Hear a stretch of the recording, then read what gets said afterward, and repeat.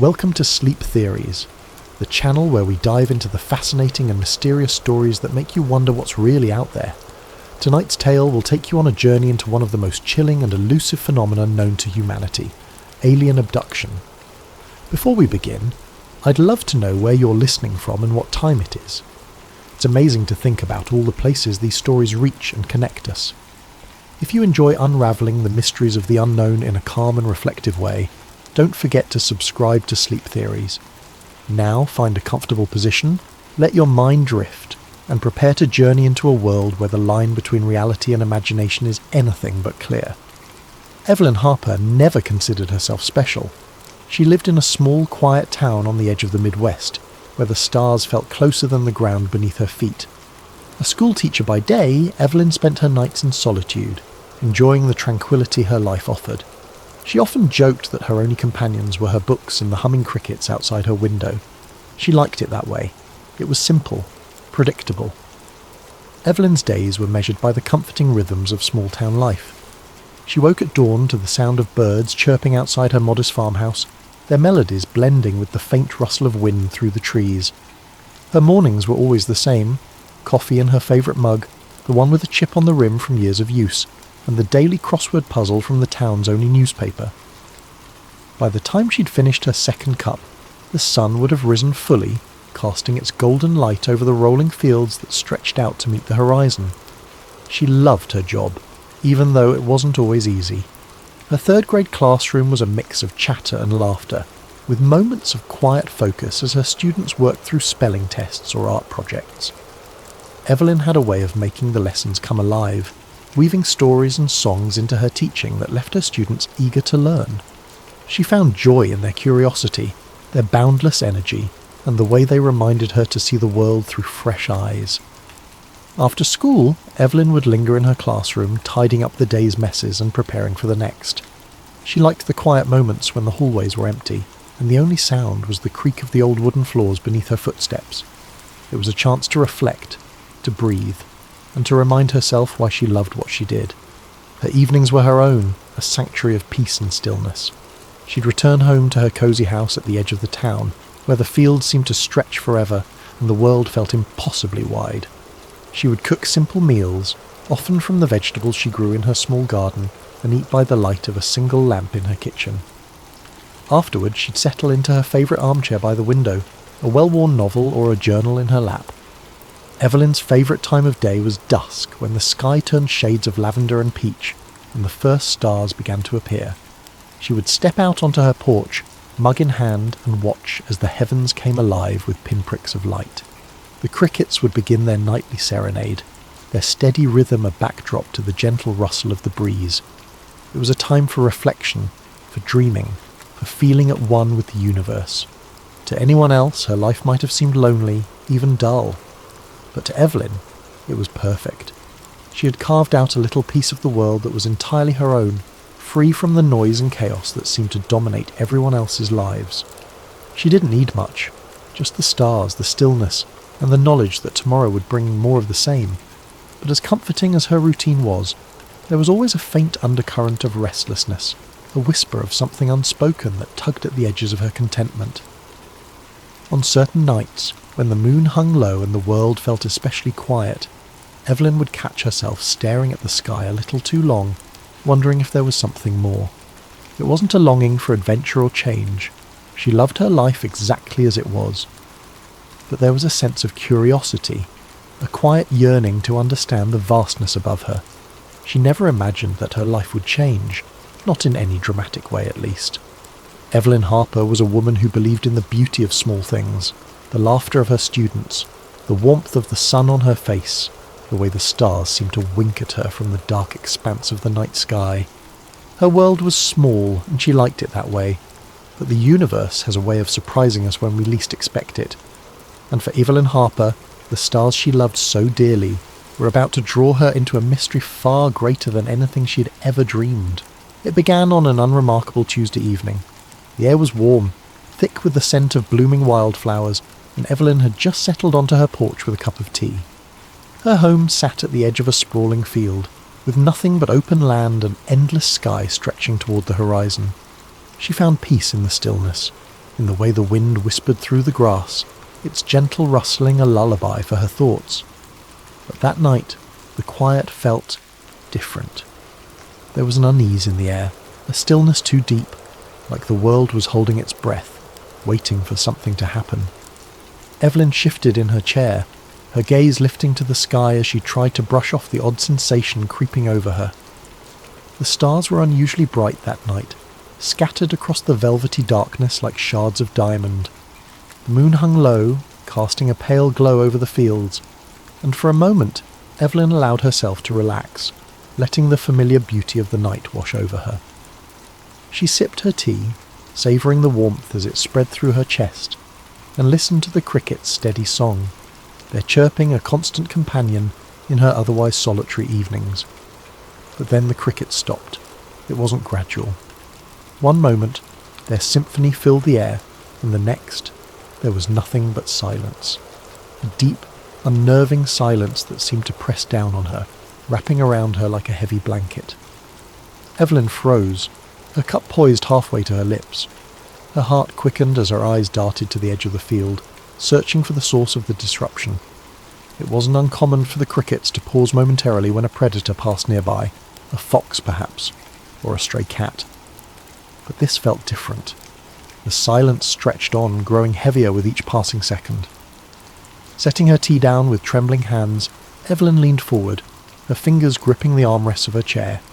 She squinted into the darkness, her eyes scanning the horizon for any sign of movement. The wind had stilled, the grass no longer swaying in its gentle rhythm, as if the entire world had been frozen in place.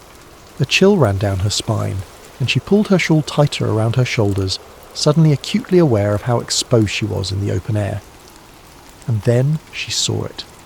A faint light, hovering just above the field, no bigger than a lantern at first glance. Evelyn blinked, unsure if her tired eyes were playing tricks on her. But the light remained, unwavering and steady, casting a soft glow that danced like fireflies in the night.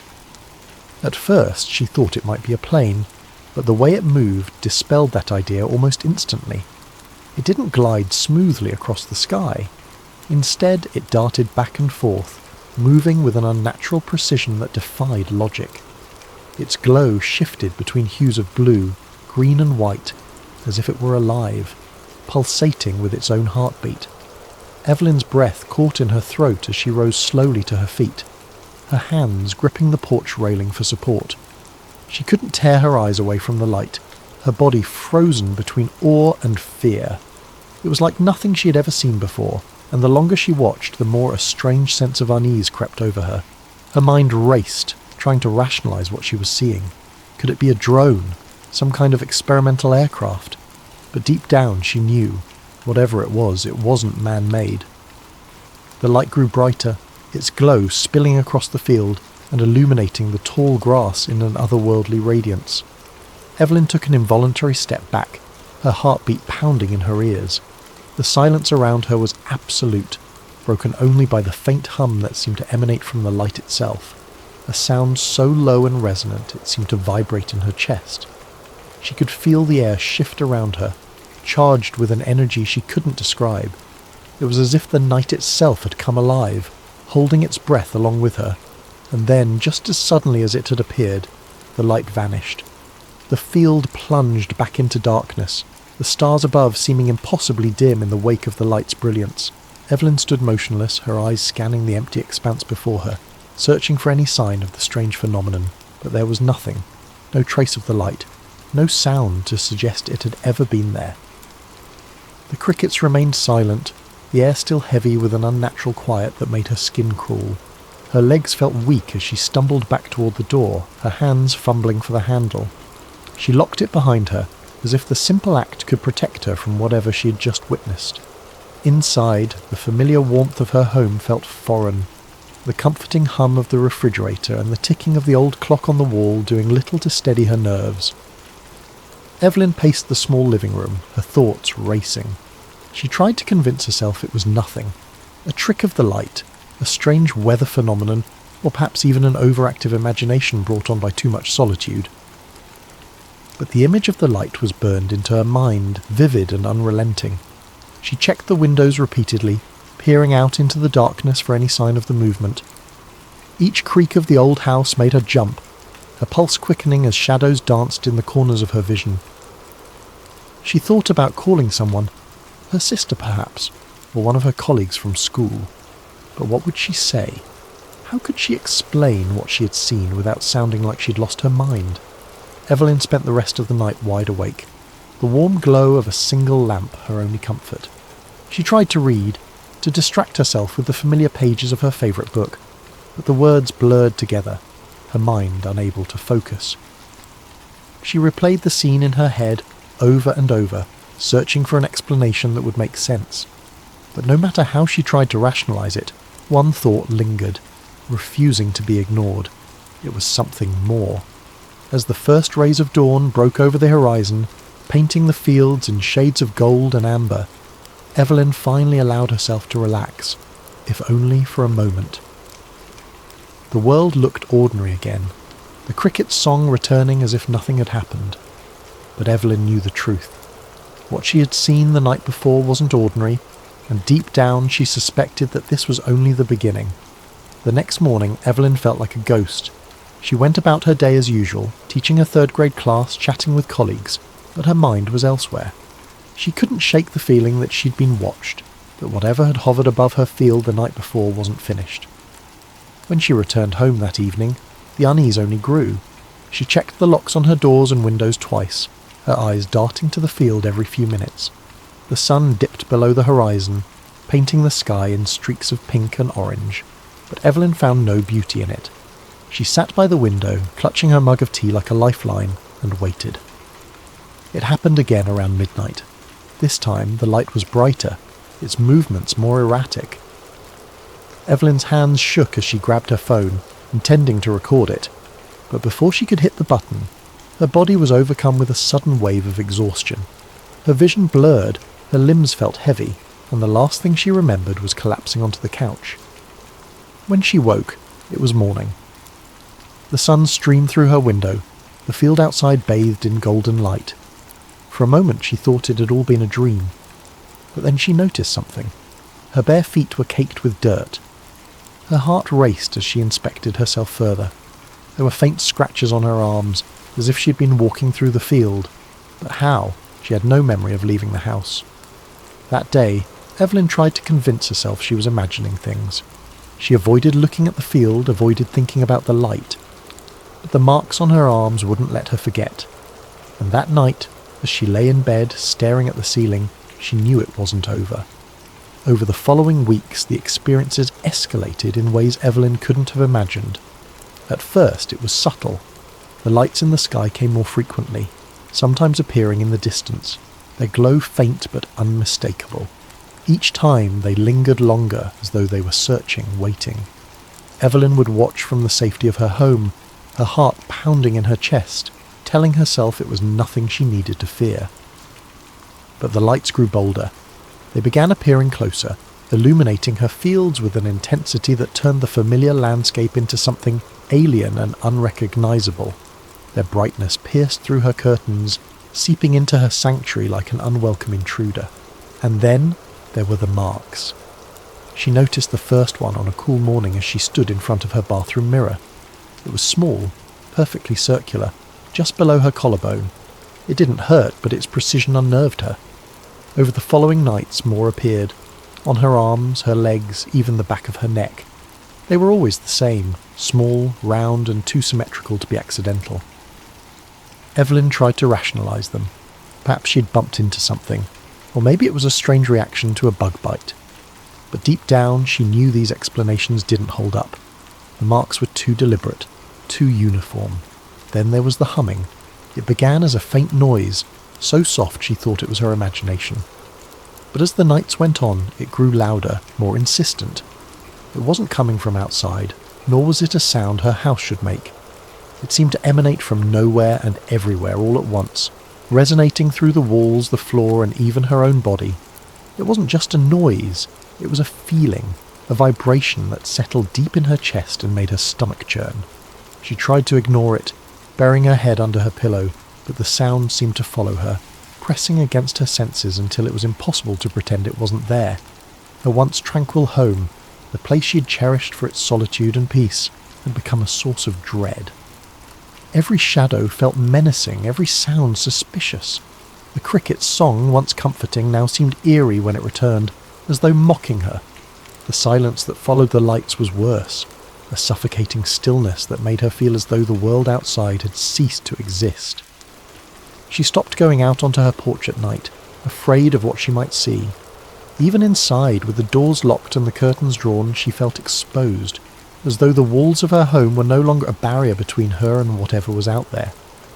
One particularly cold night, Evelyn sat curled on her couch, her hands gripping a flashlight. She had taken to keeping it with her at all times, a small, futile comfort against the growing darkness that seemed to creep into every corner of her life. She hadn't slept in days, her mind too alert, her body too tense.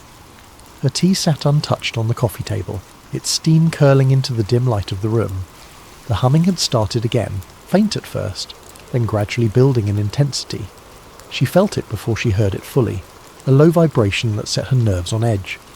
And then the light came. It started as a soft glow in the distance, just like before, but this time it didn't stay outside.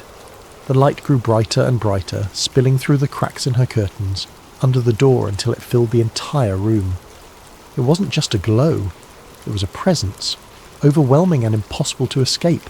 It illuminated everything, casting strange, elongated shadows across the walls that didn't align with the furniture or her own movements.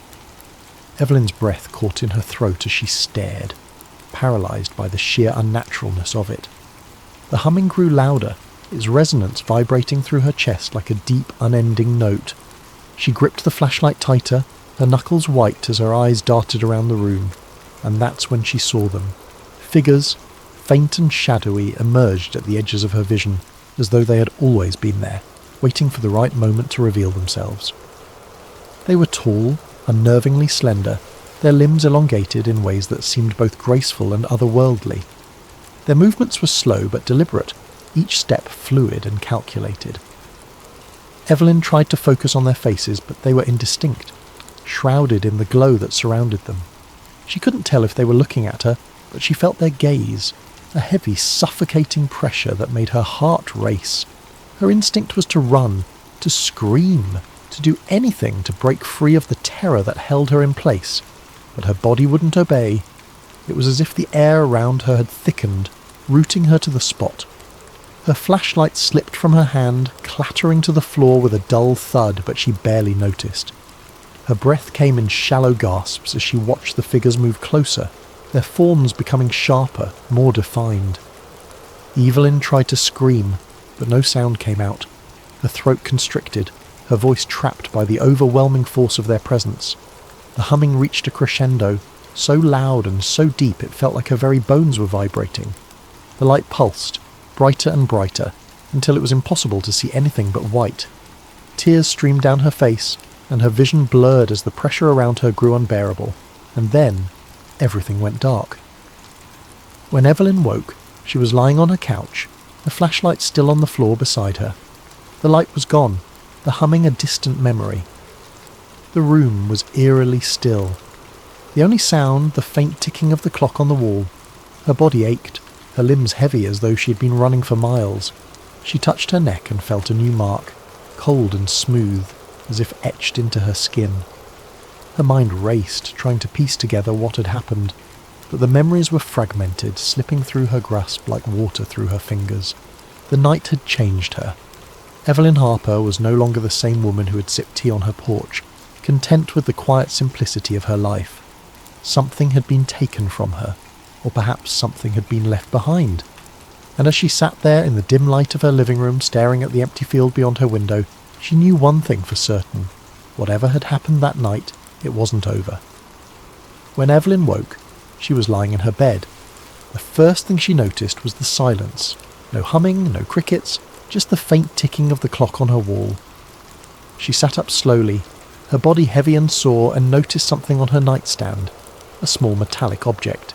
It was unlike anything she had ever seen, its surface smooth and reflective, with intricate patterns etched into it. She didn't remember bringing it home. didn't remember much of anything.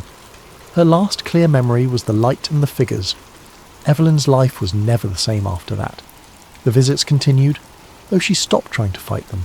She started keeping a journal, documenting every detail she could remember. The lights, the humming, the strange sensations. She researched alien abduction stories, finding comfort in the accounts of others who claimed to have experienced similar phenomena. But no amount of research could explain what was happening to her. She tried to tell a friend once, but the conversation didn't go well. The skepticism in their eyes, the forced politeness of their responses, it was too much. Evelyn realised she was alone in this, that no one would believe her. So she retreated further into herself, keeping her experiences a secret. But the most unsettling part wasn't the lights or the marks or even the figures. It was the memories that began surfacing in her dreams, fragments of something she couldn't fully grasp. She saw herself lying on a cold metallic table, bright lights shining down on her. She felt hands, soft, delicate, touching her skin, heard whispers in a language she didn't understand. The dreams felt so real, so vivid, that she often woke up gasping, her heart racing. Evelyn didn't know what they wanted or why they had chosen her, but as time went on she began to feel a strange sense of acceptance. Whatever was happening, she couldn't stop it. All she could do was endure it and hope that one day she would find answers. Thank you for joining us tonight on Sleep Theories. Evelyn's story is just one of many that remind us how little we truly understand about the world and perhaps the universe around us. May this tale of mystery and wonder lull you into a peaceful sleep, where the boundaries of reality and imagination blur. Sleep well and sweet dreams. Jake Wilder wasn't a man you'd peg as the curious type. He lived a quiet, unassuming life in the suburbs, working as a freelance videographer. His days were a mix of editing wedding videos, filming promotional content for small businesses, and the occasional passion project. It wasn't glamorous, but it paid the bills, and Jake liked the freedom that came with it. He didn't need excitement or intrigue. His life was simple, predictable, and most importantly, safe. Jake's routine was one of steady monotony, and he preferred it that way. He enjoyed the hum of his editing software late into the evening, the predictable satisfaction of piecing together footage until it became a polished narrative. His small apartment was a reflection of his orderly world. Shelves neatly lined with camera equipment, stacks of meticulously labelled hard drives, and a corkboard above his desk cluttered with sticky notes about deadlines and client requests. Life wasn't thrilling, but it was his, and it was under control. But all of that changed one fateful weekend in early spring. Jake had been hired to film a corporate retreat at a luxury hotel tucked away in the mountains. These types of gigs had become a staple of his workload. Simple, well-paying assignments that didn't ask too much of him. His job was to capture team-building exercises, keynote speeches, and a few candid moments that could later be used in promotional materials. It was the kind of work that didn't require much creativity, but it was easy money. And in Jake's world, easy money was a good thing. The email with the job details had come a week earlier, sent by an event planning company he'd worked with a handful of times before. The instructions were simple: arrive Friday morning, set up, and be ready to start filming by noon. Meals and accommodations would be provided, along with a generous day rate that made the 2-hour drive worth it. Jake hadn't hesitated to accept. The event sounded routine, and the chance to spend a few days in a mountain resort, even if he was working, was a welcome change from his cramped apartment. When he arrived at the hotel, he was immediately struck by its grandeur. The building was a sprawling, opulent estate, its architecture reminiscent of an old-world European castle, with towering spires and ivy-covered stone walls. The driveway was lined with neatly trimmed hedges, and the valet attendants moved swiftly between the luxury cars pulling in and out of the circular drive. It was the kind of place that radiated exclusivity, and Jake couldn't help but feel a little out of place in his beat-up sedan. Still, he was used to navigating high-end events, and he approached the assignment with his usual professionalism. Jake parked in the designated staff lot, and carried his equipment through a side entrance, following the directions he'd been given. Inside, the hotel was even more impressive. The lobby was a symphony of marble and crystal, with a grand chandelier hanging from the vaulted ceiling, and a fireplace crackling warmly at one end. The air smelled faintly of fresh flowers and polished wood, and a soft classical melody played in the background. Jake checked in with the event coordinator, a brisk but polite woman named Lauren, who handed him a detailed schedule and pointed him toward the conference hall where the first session would take place. "We'll need a mix of wide shots and close-ups," she said, barely pausing as she scanned her clipboard. "The CEO will be speaking this afternoon, so make sure you're set up early. We don't want any hiccups." Jake nodded, already mentally planning his setup. He wheeled his equipment cases through the halls, taking note of the layout and making mental notes about lighting and angles. The hallways were wide and impeccably clean, the kind of place where even the smallest detail seemed deliberate. He passed other staff members setting up tables, arranging floral centerpieces, and adjusting the positions of chairs. Everyone moved with a sense of urgency but also precision, as though they'd done this 100 times before. The conference hall itself was massive, with floor-to-ceiling windows that offered a breathtaking view of the surrounding forest. Jake took a moment to appreciate the scenery before getting to work. He set up his camera on a tripod near the back of the room, ensuring he had a clear view of the stage and the audience. He adjusted the lighting, tested the audio levels, and double-checked his backup equipment, a habit he'd developed after too many near disasters early in his career. The morning passed quickly as Jake captured establishing shots of the hotel and its grounds. He filmed the attendees mingling over coffee, their conversations a hum of polite laughter and introductions. The participants were a mix of middle-aged professionals, all impeccably dressed in tailored suits and sleek business attire.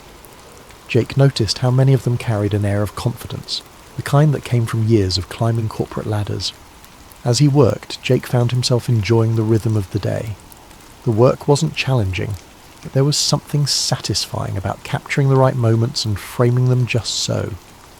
He knew these kinds of gigs were what kept his bills paid, and he was good at them. By the time lunch rolled around, he had already collected enough footage to feel confident about the final product. He grabbed a quick bite from the buffet, a spread of artisanal sandwiches and fresh salads that put his usual lunch of instant ramen to shame. After eating, he returned to the conference hall to prepare for the afternoon session. Everything about the day felt smooth, predictable, just the way Jake liked it. But as he stood at the back of the room, adjusting his focus and framing the stage, something caught his attention. A group of men in dark suits entered the hall through a side door, moving with quiet purpose. They weren't part of the event staff or the attendees. Jake was sure of that. Their suits were sharper, their demeanour more formal. They moved like they belonged there, yet there was an air of secrecy about them. Jake watched as they exchanged brief words with Lauren, the event coordinator. She nodded curtly, her expression unreadable, and gestured toward the far end of the hall. The men walked in that direction, disappearing behind a set of heavy double doors. Jake's curiosity flickered, but he shook it off. It wasn't his business, and he had work to do. Still, the image of those men lingered in his mind as he went about his tasks. Something about the way they moved, the way Lauren had reacted to them. It was different. Not alarming exactly, but different. Jake told himself to focus on his job, reminding himself that corporate retreats often attracted VIPs. He'd seen his share of high-level executives and private security over the years. This was probably nothing out of the ordinary, or so he thought. What had started as an ordinary day, a simple job in a beautiful location, was beginning to feel like something more. Jake didn't know it yet, but the events of that weekend would unravel everything he thought he knew about the world, and his life, once so predictable, was about to take a turn he never could have imagined. The first oddity came on his second day at the hotel. Jake was heading back to his room after a long day of shooting, his camera bag slung over one shoulder, and his mind already on the edits he planned to tackle later that night. As he passed through the lobby, he noticed a group of men in dark suits clustered near the side entrance. They weren't staff, Jake could tell immediately. They lacked the friendly demeanour and polished smiles of the hotel employees. Instead, these men moved with a quiet but unmistakable sense of authority, their presence commanding attention without a word. Their voices were low, their conversations clipped, as they murmured into discreet earpieces. Jake couldn't make out what they were saying, but their body language told a story of urgency and precision. Each man stood straight, their eyes scanning the room with practiced subtlety. Jake slowed his steps, feigning a casual stretch as he observed them. His gaze drifted toward the side entrance, where several black SUVs were parked in a neat row. The vehicles were unmarked, their windows tinted so dark they reflected the towering pine trees outside like polished obsidian. Jake's curiosity flickered to life. He had seen his share of private security over the years, bodyguards for wealthy clients or high-ranking executives, but this felt different. There was a weight to the atmosphere, an intensity that he couldn't quite put his finger on. He lingered in the lobby for a moment longer, pretending to check his phone while he watched the group out of the corner of his eye. They were speaking too quietly for him to catch any words, but their clipped tones and the way they occasionally glanced toward the SUVs hinted at something serious. He told himself it wasn't his business, and continued toward the elevator, his footsteps echoing faintly against the marble floor. But even as the doors closed behind him, the scene in the lobby lingered in his mind. Who were those men? And what kind of event required such heavy-handed security? The following day, Jake's suspicions grew. It began subtly, with the arrival of a new group of guests in the late morning. He was setting up his equipment in one of the conference rooms when he noticed them entering through a side hallway. There were about a dozen of them, men and women alike, each impeccably dressed in tailored suits and designer shoes. They walked in pairs, their movements purposeful, their voices hushed. Jake couldn't hear what they were saying, but the tension in their interactions was palpable. They weren't laughing or making small talk like the other attendees. Instead, they exchanged glances that seemed loaded with unspoken meaning. Jake stepped behind his tripod, using it as a cover to watch them more closely. He noticed small details that made his pulse quicken. The way some of them carried slim, leather-bound portfolios, their hands clutching them tightly as though they contained something invaluable. Others had briefcases or messenger bags, their edges worn but meticulously clean. They moved as a unit, their pace synchronized, as if they had done this 100 times before. His gaze followed them as they disappeared through a set of heavy double doors near the back of the conference wing. The doors bore no signs or markings, just a keypad and a small circular camera mounted above. Jake hadn't noticed that section of the building before, and the sight of it sent a faint ripple of unease through him. What kind of meeting required such secrecy? And why weren't these people listed on the event schedule? As the day went on, more arrivals trickled in. Jake noticed the same patterns. Muted conversations, guarded expressions, and an almost palpable air of importance.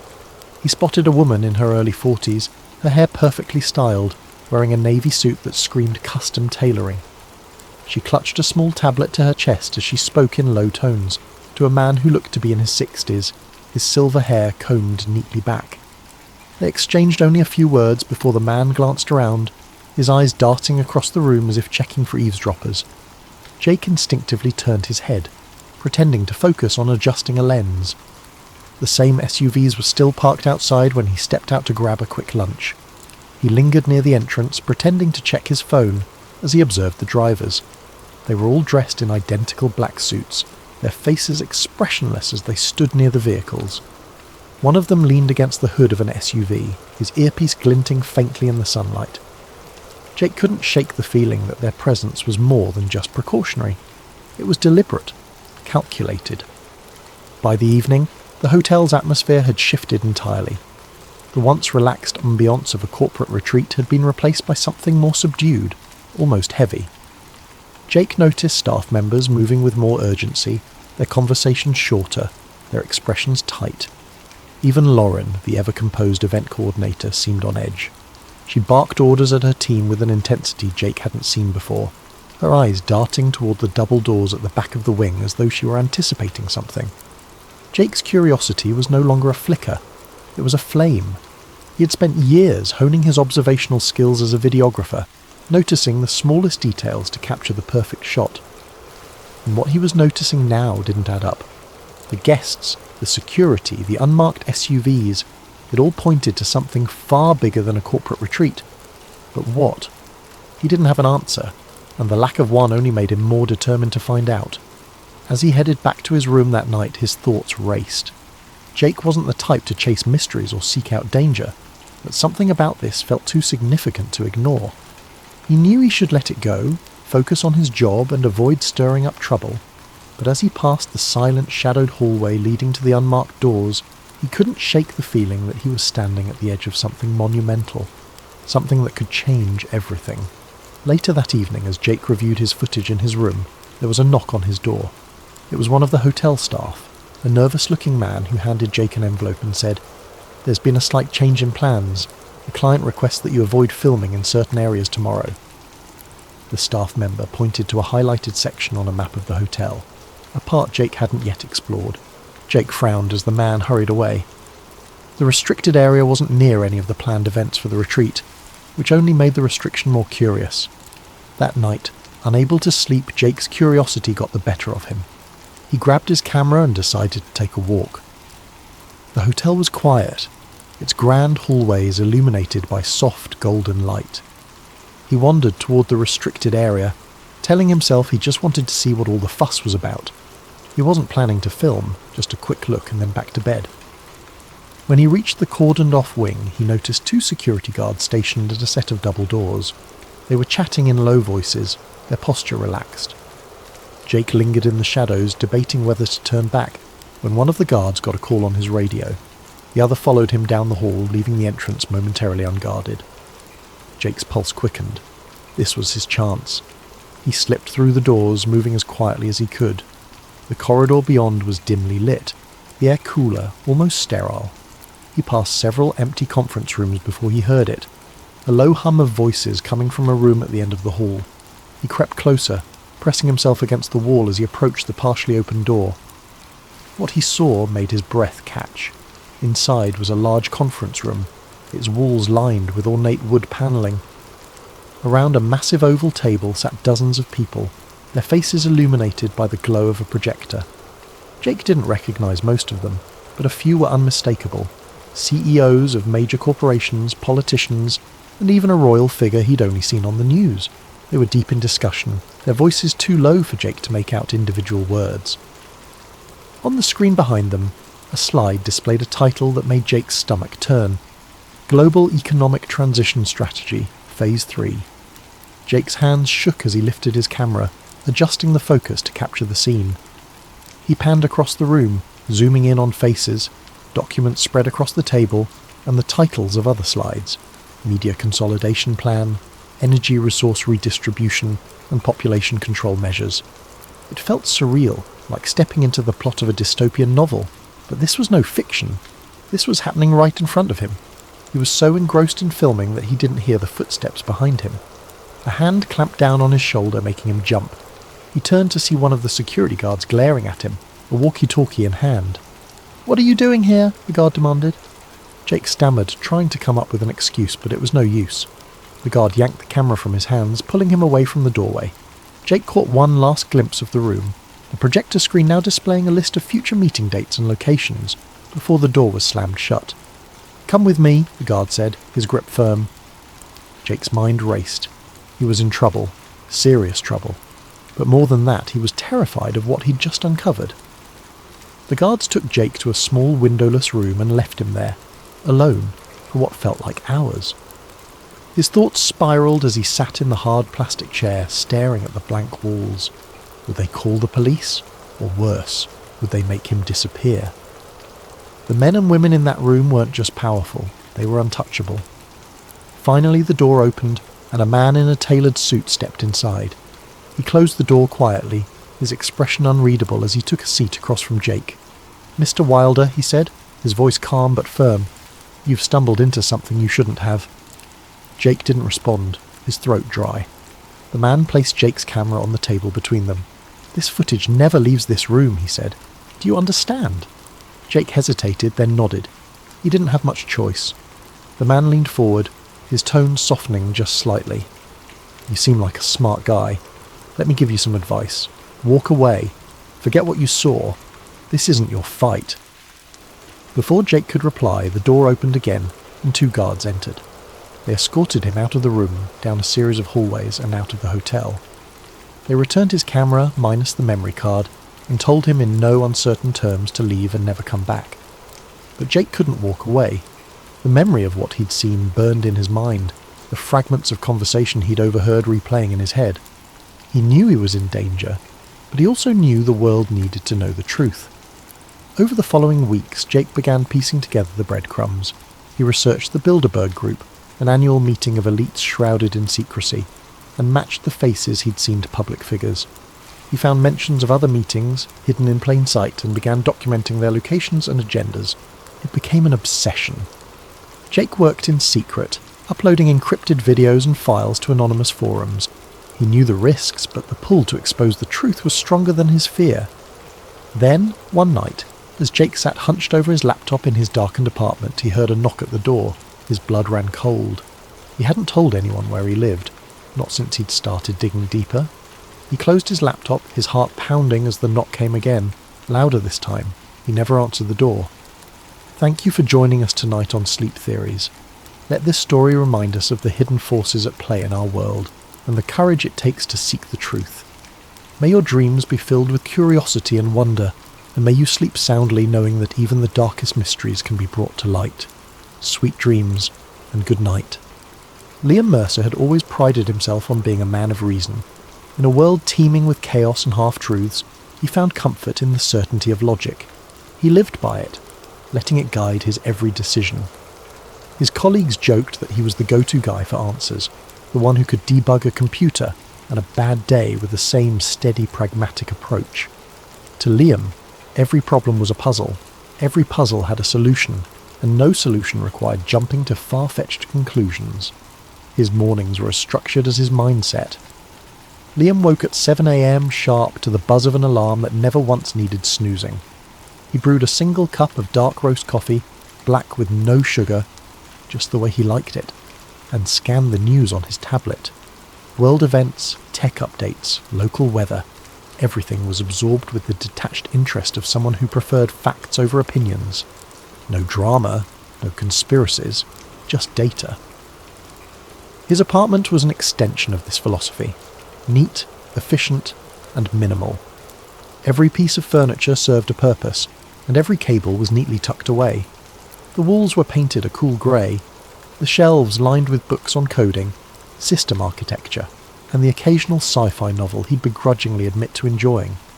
Even his closet was a study in simplicity, a palette of blues, greys and blacks that made getting dressed in the morning an effortless decision. Work was much the same. Liam arrived at the office 10 minutes early every day, greeted the receptionist with a polite nod, and slipped into his cubicle like clockwork. His desk was as organised as the rest of his life. A perfectly centred monitor, a keyboard free of fingerprints, and a small potted plant that added just the right touch of humanity to an otherwise sterile setup. He liked his job, though he wouldn't call it a passion. It was reliable, steady, and predictable. Everything Liam valued. What set Liam apart wasn't his skill with technology, though he was undeniably good at what he did. It was his unshakable practicality. While others speculated about the why behind a glitch or a crash, Liam focused on the how. Why did it happen? He didn't care much. How do you fix it? That was his concern. When his colleagues spun theories about potential causes, Liam simply rolled up his sleeves and got to work, his fingers flying over the keyboard with the kind of precision that only came from years of practice. Outside of work, Liam's life was equally unremarkable, though not unpleasant. He frequented the same coffee shop every Saturday, ordered the same latte, and sat in the same corner booth. He enjoyed hiking the nearby trails, though he always stuck to the marked paths. His social circle was small but reliable, consisting of a few old friends who shared his preference for board games over bar hopping, and debates about movie plot holes over small talk. To anyone observing from the outside, Liam's life might have seemed dull, but to him it was exactly as it should be. He didn't crave adventure or intrigue. He didn't need the thrill of the unknown. His world was orderly, his days predictable, and he liked it that way. If there was one thing Liam disliked, it was chaos. Anything that disrupted the carefully constructed rhythm of his life, and that's why the events that followed were so profoundly unsettling. Liam Mercer was a man who believed in the tangible, the explainable, and the logical. But as he would soon discover, not everything in life could be so neatly categorized. Sometimes, the answers defied explanation, and the questions were bigger than he ever imagined.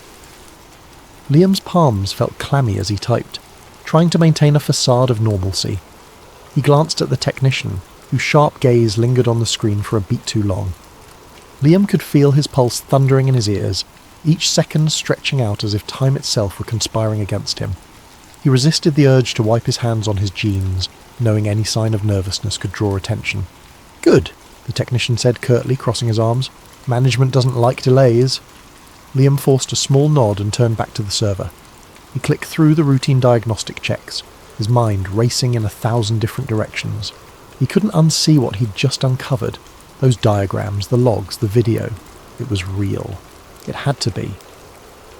Every instinct told him this wasn't just some elaborate prank or experimental concept. The level of detail, the complexity of the data. It was unlike anything he'd encountered in his years of IT work. He glanced at the technician again, his peripheral vision catching the way the man's posture was just a bit too rigid, his fingers tapping a slow rhythm against his arm. Liam kept his movements deliberate, steady, as he pretended to work through the final steps of the server repair. His internal clock told him he'd been in the room too long. Suspicion was the last thing he needed right now. "I'll need a few more minutes," Liam said, keeping his voice neutral. The encryption was layered in a way I didn't expect. The technician's brow furrowed slightly, but he didn't respond. Instead, he leaned against the doorframe, his watchful eyes never leaving Liam. The tension in the room felt suffocating, like an invisible weight pressing down on him. Liam couldn't help but wonder if the technician knew, or at least suspected, what he'd seen. As Liam finished the diagnostics, his thoughts churned. What should he do next? If he left the files alone, he might walk away without further incident. But if this information was as significant as it seemed, was it ethical, or even safe, to pretend he hadn't seen it? He wanted answers, but more than that, he wanted to ensure that whatever this technology was, it wouldn't endanger anyone. "I'll test the backup now," Liam said, his tone as professional as he could muster. He navigated to a safe, generic set of files to perform a routine integrity check. Outwardly, it appeared as though he was tying up loose ends, but inwardly, he was formulating a plan. He couldn't risk trying to extract any of the files here. He was being watched too closely. But if he could memorize key terms or details, perhaps he could research them later. He risked a glance at the technician. The man's eyes had drifted to his phone, his focus momentarily elsewhere. It was a small window of opportunity, but Liam didn't dare waste it. He opened the diagnostic console and quickly typed a few innocuous-looking lines of code, embedding a simple keylogger that would give him remote access to the server once he was off-site. He knew it was a gamble. If anyone noticed the intrusion, it could blow his cover. But the curiosity burning inside him outweighed the risk. "There," Liam said, his voice steady. "The server's stable now. You shouldn't have any more issues." The technician stepped forward, glancing at the monitor. "Good. I'll need you to file a report before you leave. Standard protocol." "Of course," Liam said, already standing and gathering his tools. He kept his expression neutral, even as his mind screamed at him to leave as quickly as possible. The technician escorted him to a small office where he was handed a clipboard with a form to fill out. The questions were standard: details of the issue, steps taken to resolve it, and confirmation of the server's restored functionality. Liam filled it out meticulously, careful not to let his handwriting betray his nerves. When he handed it back, the technician skimmed it briefly before giving a curt nod. "You're clear to go," he said, gesturing toward the exit. Liam forced a smile. "Thanks, let me know if anything else comes up." The walk back through the building felt interminable. He passed through the same security checkpoints, presenting his ID and signing out as required. Every step felt heavier than the last, his stomach twisting with the knowledge of what he'd seen and what he'd done. By the time he reached his car, his hands were trembling. He fumbled with the keys, taking a deep breath to steady himself before sliding into the driver's seat. The drive home was a blur. His thoughts swirled like a storm, replaying the images on the screen, the strange terminology, the vanishing man in the video. He couldn't shake the feeling that he'd just opened a door he was never meant to see, let alone step through. And yet, part of him was exhilarated. If this technology was real, it could change everything: history, science, even the very fabric of existence. But as he pulled into the driveway of his modest apartment complex, a flicker of doubt crept in. What if someone had noticed? What if the technician had seen through his act, or the keylogger was detected? He shook his head, trying to dismiss the thoughts. He had done everything carefully, methodically. There was no reason to think anyone would suspect him. Or so he told himself. As he locked the car and headed inside, Liam's eyes darted toward the street. A black sedan sat parked a few houses down, its windows tinted too dark to see through. It wasn't a car he recognised, but it could have been anyone. A neighbour, a visitor, even a passing stranger. And yet, as he climbed the stairs to his apartment, he couldn't shake the feeling that he was being watched. The rest of the day passed in a haze. Liam moved through the motions, checking the final diagnostics, closing the server panels, and gathering his tools into his worn black case. On the surface, everything appeared normal, but inside his thoughts churned relentlessly. The images of those diagrams and the grainy video of the man disappearing into thin air replayed over and over in his mind like a movie he couldn't turn off. The words temporal displacement protocols echoed in his head, accompanied by a gnawing sense of unease. He couldn't stop questioning what he'd seen. Were the files real? Were they some kind of advanced simulation or classified experiment? And if they were real, why were they stored on a server so poorly maintained that someone like him had to repair it? The whole situation felt wrong, like a puzzle where none of the pieces should fit but somehow did. Liam knew one thing for sure. What he'd stumbled upon wasn't meant for his eyes. As he exited the server room, the lab's technician gave him a curt nod, but Liam noticed the man's eyes lingered a moment too long on the flash drive peeking out of Liam's case. He quickly zipped the bag closed, offering a casual smile as if nothing were amiss. The technician said nothing, but Liam could feel the man's gaze boring into his back as he walked toward the exit. The process of leaving the lab was just as tedious as entering it. He passed through checkpoint after checkpoint, presenting his ID and signing forms at each stop. His palms were clammy, and he forced himself to remain calm, to keep his movements slow and deliberate. Each guard seemed to scrutinize him just a little more than they had that morning, their eyes lingering on his badge or scanning his bag with what felt like extra care. Liam reminded himself to breathe. They had no reason to suspect him, no way of knowing he'd accessed the files. He had done his work, fixed the problem, and left the lab as instructed. At least, that's what it looked like. Finally, after what felt like an eternity, Liam stepped out into the crisp late afternoon air. The sun was beginning to dip below the horizon, casting long shadows across the parking lot. He inhaled deeply, the scent of rain in the distance cutting through his spiralling thoughts. His car was parked in the far corner, away from the other vehicles. As he approached it, the flash drive in his bag seemed to grow heavier, its weight pressing against his mind. Was it a mistake to take it? Should he have left everything behind and walked away? The questions swirled, unanswered, as he climbed into the driver's seat and started the engine. The drive home felt surreal, the hum of the car blending with the noise in his head. He replayed the events in his mind, searching for signs he might have missed. An offhand comment from the technician, the guarded glances of the security staff. Did they know? Could they suspect? Or was he simply being paranoid? Liam glanced at the flash drive resting on the passenger seat, its plastic casing catching the fading light. The small device felt like a ticking time bomb, its contents holding answers he wasn't sure he wanted.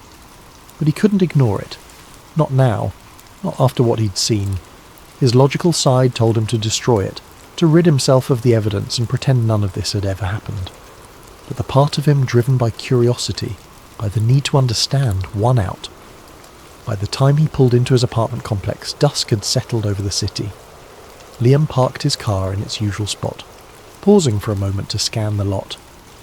Most of the spaces were empty, the faint glow of porch lights illuminating a handful of vehicles. His eyes lingered on a black SUV parked near the entrance, its windows tinted so dark they reflected the dim streetlights. It could have been anyone's car, but something about it made him pause. He shook his head, dismissing the thought as paranoia, and grabbed the flash drive before heading inside. In the safety of his apartment, Liam set his tools down and locked the door behind him. The silence was heavy, broken only by the faint hum of his refrigerator. He stood in the entryway for a moment, clutching the flash drive in his hand before heading to his desk. His laptop sat waiting, the screen dark but ready. He hesitated, the weight of what he was about to do settling over him like a shroud. Liam placed the flash drive on the desk and stared at it, his heart pounding in his chest. The questions that had haunted him all afternoon now seemed louder, more insistent. What had he gotten himself into? And what would happen if he kept going? He didn't know the answers, but he knew one thing for certain. There was no turning back now. That night, alone in his apartment, Liam opened the files again. He pored over the data, the calculations, the logs of temporal excursions. There were entries describing experiments with objects, sending a coin or a watch back in time, observing changes in its condition. Some logs mentioned people, though the details were vague. One entry caught his attention. Subject failed to return.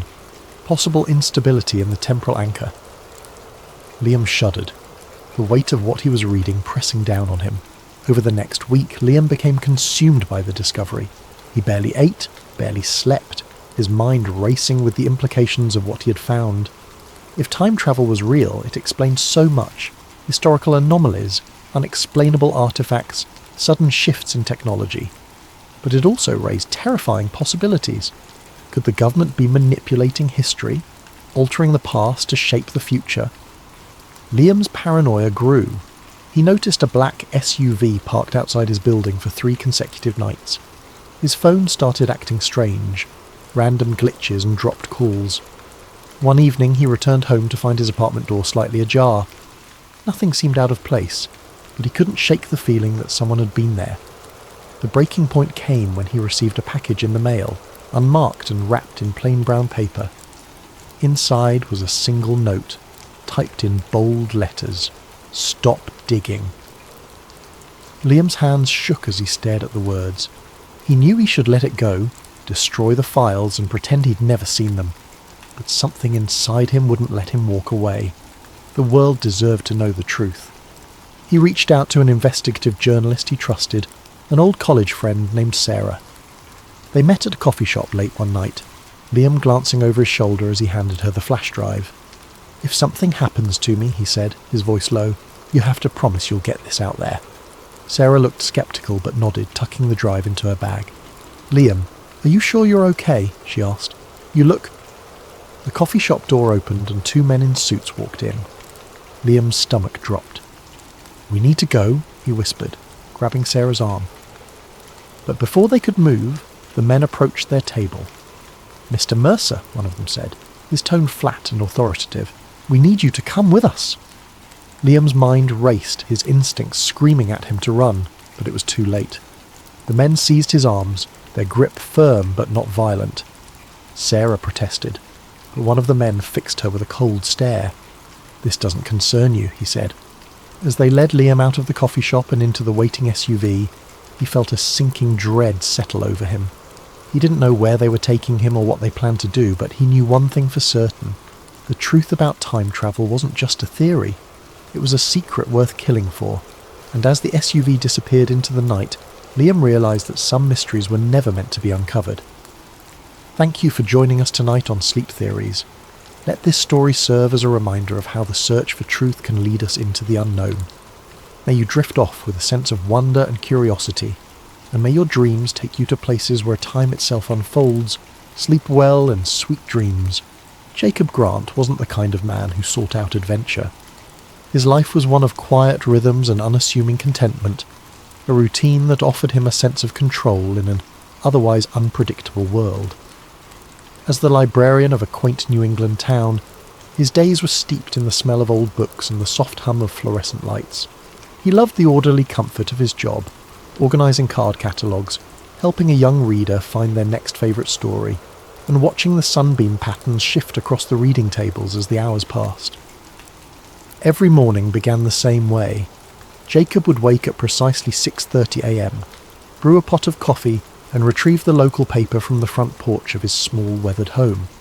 He found a certain solace in the rustling of the pages, the way the ink stained his fingers, and the familiar cadence of small-town headlines. A local charity drive, the annual Fall Festival, a feature on Mrs. Patterson's award-winning garden. He read every article, not because he was particularly invested, but because it was part of the ritual, a tether to the predictable. Afternoons were spent among the towering shelves of the library, a building as old and storied as the books it housed. Jacob knew every corner of the place, the creak in the 3rd step of the back staircase, the spot where the afternoon sun hit the stained glass window just right, the faint scent of mildew in the history section. He had worked there for over a decade and felt a sense of quiet pride in his role as the town's unofficial gatekeeper of knowledge. The library was more than his workplace, it was his sanctuary. The soft murmur of patrons, the rhythmic clatter of the card catalogue drawers, and the occasional distant thud of a book being reshelved created a symphony of sounds that Jacob found deeply comforting. It was a place where time seemed to slow, where the chaos of the outside world could be left at the door. Jacob took great pleasure in guiding patrons through the labyrinth of stories, often recommending books he himself had loved. His eyes would light up as he described a plot twist or a particularly poetic passage, and for those brief moments his quiet demeanour would bloom into enthusiasm. Evenings were his time to unwind. After the library closed, Jacob would return to his modest home, a cosy bungalow adorned with ivy climbing its weathered brick facade. He'd prepare a simple dinner, usually something like soup or a grilled cheese sandwich, and settle into his favourite armchair with a novel.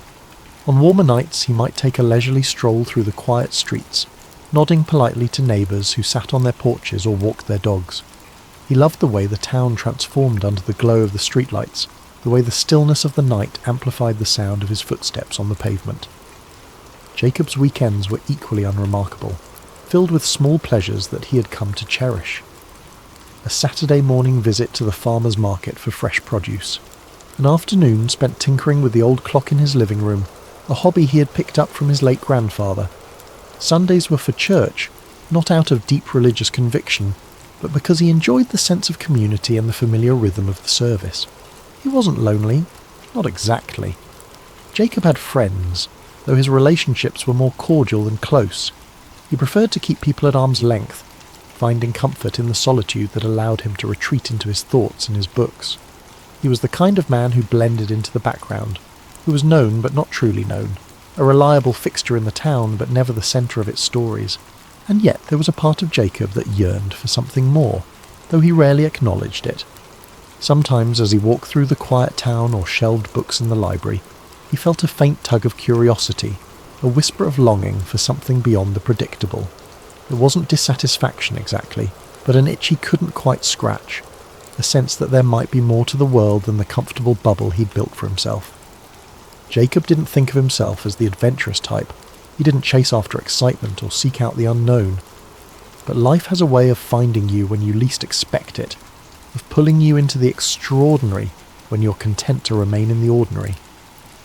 Jacob Grant's quiet, predictable life was about to be turned upside down, and he had no idea how much everything was about to change. It began on a chilly autumn afternoon. The air was crisp, the kind that made the leaves crunch underfoot as Jacob walked to work. He had always loved the quiet charm of his town, with its cobblestone streets and ivy-covered buildings. It was the kind of place where everyone knew everyone else, where secrets were few and far between, or so he thought. That day, as he arrived at the library, he found a small, unmarked package sitting on the steps. It was plain, wrapped in brown paper with no return address, and his name was scrawled across it in uneven handwriting. Frowning, Jacob picked it up, his fingers brushing against the coarse paper. He assumed it was a donation. People often dropped off books for the library, but something about this package felt different. Curiosity burned brighter than caution as Jacob carefully carried the package to the library's back office, a dimly lit room cluttered with forgotten tomes and dusty archives. The quiet hum of the building seemed to amplify his unease as he set the package on the desk, the weight of it sending an unexplainable chill through him. His hands trembled slightly as he peeled back the brown paper wrapping, revealing a worn leather-bound notebook. Its age was evident, the edges frayed, the leather cracked in places. The faint outline of an eagle clutching an unfamiliar insignia was embossed on the cover, faded but unmistakably deliberate. It wasn't any symbol Jacob had seen before, and its presence seemed to carry an unspoken gravity. Tucked into the front of the notebook was a folded piece of paper. The words scrawled across it in bold, uneven letters sent a shiver down his spine. "Do not ignore this." Jacob stared at the message for a long moment, his breath shallow. His first instinct was to laugh it off, to tell himself it was some elaborate prank. But there was something about the notebook, its weight, its smell, the tangible history that radiated from it, that made the warning impossible to dismiss. Taking a steadying breath, he unfolded the notebook's brittle cover and began flipping through its pages. What greeted him was a chaotic maze of handwritten notes, precise diagrams, and what appeared to be official documents. The handwriting varied in style and intensity, some pages neatly scripted, others frantic and scrawled as though written in haste. Many of the documents bore stamps and seals. Top secret, classified, and eyes only were repeated throughout. Jacob felt his pulse quicken. These weren't the kind of words you found in old notebooks left lying around. As he scanned the pages, certain terms leapt out at him like fragments of a dark puzzle. Operation Paperclip, V2 rockets, biological warfare research, intelligence collaboration. Diagrams of rockets and chemical compounds were interspersed with lists of names, some neatly typed, others scratched into the margins as though added later. The notes told a story, a fragmented, haunting story about an operation conducted by the US government in the shadow of World War II. Jacob leaned closer, his fingers tracing over faded ink as he pieced together what the notebook described. According to the notes, Operation Paperclip was a covert program orchestrated in the late 1940s. Its aim was to recruit German scientists, engineers and technicians, many of whom had worked for the Nazi regime. These men weren't just scientists, they were individuals with ties to atrocities, the architects of devastating weapons and experiments, and yet they were quietly brought to the United States to work on cutting-edge technology, their pasts swept under the rug in the name of progress. Jacob's stomach churned as he read descriptions of their contributions, the development of V2 rockets, early missile systems, and even projects that hinted at more sinister undertakings, biological research, psychological manipulation. One name caught his attention, Werner von Braun, a man celebrated as a hero of the US space program. Yet here, his name appeared alongside accounts of wartime rocket programs that had left devastation in their wake. The deeper Jacob delved, the more disturbing the story became. Some of the notes hinted at government cover-ups, carefully orchestrated efforts to erase the scientists' wartime affiliations from public record. There were references to fabricated employment histories, falsified immigration papers, and the relocation of families to quiet towns where their pasts would go unnoticed. The notebook detailed an intricate web of secrecy, one that stretched across continents and decades. Jacob sat back in his chair, the notebook resting in his lap. His hands felt clammy and his mind raced with questions. Was this real? Could it possibly be true? The seals and signatures, the painstakingly detailed diagrams, they all seemed genuine. And yet the story it told was so extraordinary, so damning, that part of him wanted to believe it was nothing more than a fabrication. But as he thumbed through the notebook again, he realised that if it were a hoax, it was an elaborate one. The sheer volume of detail, the specific dates and locations, the references to obscure government agencies, it was too precise, too consistent to dismiss outright. Jacob felt a cold knot of unease settle in his stomach. If this was real, then he was holding evidence of one of the most chilling secrets in modern history. He flipped back to the first page, reading the phrase, "Do not ignore this," once more. The words felt like a challenge, a dare to keep digging. Jacob wasn't sure he wanted to know more, but he also knew he wouldn't be able to stop himself. The quiet librarian who had spent his days cataloguing books and reading about history was now entangled in a piece of it, an ominous, hidden piece that someone clearly wanted to stay buried. His eyes darted to the door, half expecting someone to burst in and demand the notebook back. The library was silent, its dimly lit aisles empty, but Jacob's sense of safety had been shaken. He knew his life would never feel so predictable again. He wasn't sure if that thought thrilled him or terrified him. Over the following days, Jacob's obsession grew, consuming every moment of his waking life. The notebook and the cryptic warning it contained had unlocked a door he couldn't close, revealing a shadowy narrative that felt both unreal and undeniable. His once quiet evenings were now spent hunched over his desk, surrounded by a fortress of documents, declassified files, and hastily scribbled notes. The more he uncovered, the more sinister the story became. Operation Paperclip wasn't just a footnote in history.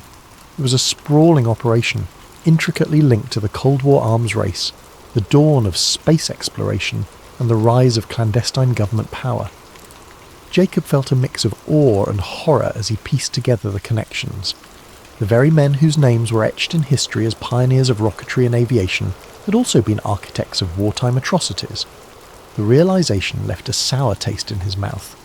Werner von Braun, the charismatic face of NASA's Apollo program, had overseen the development of the V-2 rockets used to devastate London during the war. Arthur Rudolph, a celebrated figure in American aerospace engineering, had managed the construction of those rockets in underground factories manned by slave labour. Kurt de Bus, another name that appeared repeatedly in Jacob's research, had been a member of the SS, directly complicit in Nazi operations. These men weren't just brought to the US, they were celebrated, their pasts carefully sanitised, their contributions woven into the fabric of America's technological triumphs. Each discovery made Jacob's chest tighten. It wasn't just the moral compromises that disturbed him, it was the realisation of how deeply this deception had been buried. He uncovered declassified memos outlining the lengths to which government agencies had gone to obscure the scientists' Nazi affiliations. Employment records were falsified, public statements choreographed, and media narratives shaped to portray these men as heroes rather than war criminals. Jacob's research began to spiral into darker territory. The deeper he dug, the more tangled the web became. He found references to other classified projects connected to Paperclip, projects with vague, ominous names like Operation Bluebird and MK Ultra. These weren't just scientific endeavours, they were experiments in psychological manipulation, mind control and chemical warfare. The implications were staggering. How much of what he thought he knew about post-war America had been carefully constructed lies? And then there was the black sedan. At first, Jacob had dismissed it as coincidence, a neighbour's visitor perhaps, or a passing delivery driver. But as the days went on, the car's presence became harder to ignore. It appeared at odd hours, parked across the street or a few houses down, its dark windows impenetrable. Sometimes he thought he saw movement inside, a faint flicker of a shadow shifting in the driver's seat, but every time he tried to approach, the car would start up and drive away. Jacob's unease turned to paranoia. He began checking his locks twice, then 3 times before going to bed. He closed the curtains earlier each evening, afraid of what, or who, might be watching from the street. His nights became restless, haunted by the voice on the phone and the suffocating sense that he was being monitored. Despite his growing fear, Jacob couldn't stop. If anything, the warning only fueled his determination. Someone wanted him to stop digging, which meant he was onto something important. He dove deeper into government archives, poring over obscure academic papers and forgotten journalistic exposés. He even began visiting the homes of retired academics and journalists, trying to piece together the fragments of suppressed stories.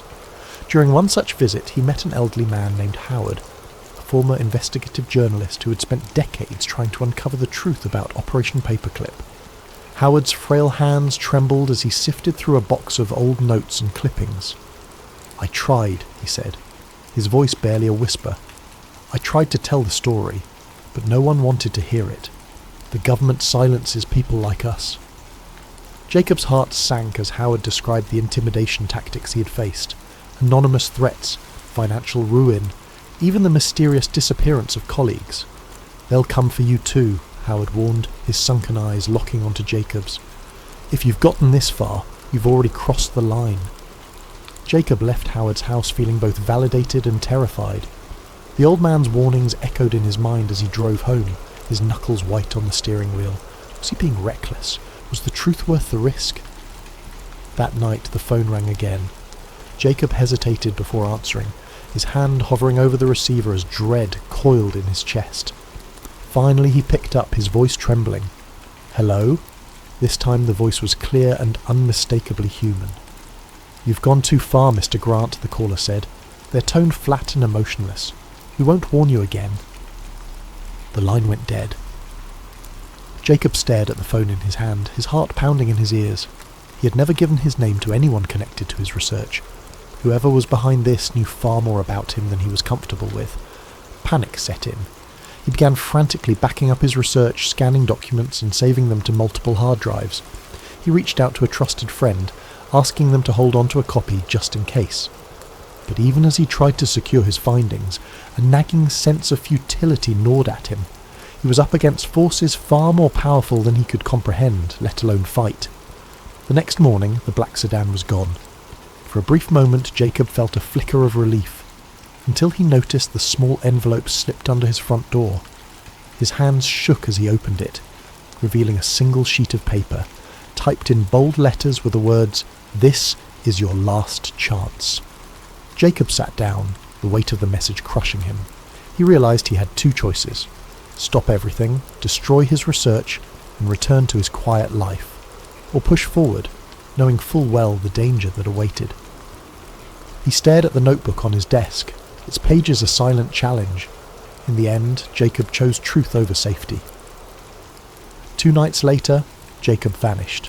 His home was left undisturbed, the lights still on, a mug of tea cooling on the kitchen counter. The notebook was gone, as were the files he had collected. The only clue to his fate was a faint tyre track in the gravel outside his home, leading into the dark. Jacob's disappearance would never be investigated. To the world, he was just another librarian who had quietly slipped away. But those who knew him best whispered of the secrets he'd uncovered, of the lengths he had gone to expose the truth. In the weeks that followed, whispers began to circulate in the town. Some said Jacob had simply left, tired of his quiet life. Others believed he had uncovered something dangerous, something that had cost him his freedom, or worse. The truth, like the secrets he had uncovered, remained hidden in the shadows. Thank you for joining us tonight on Sleep Theories. Let this story of secrets and disappearances remind us of the mysteries that linger in the corners of history, waiting to be uncovered. Sleep well, and may your dreams be filled with wonder and curiosity. Sweet dreams.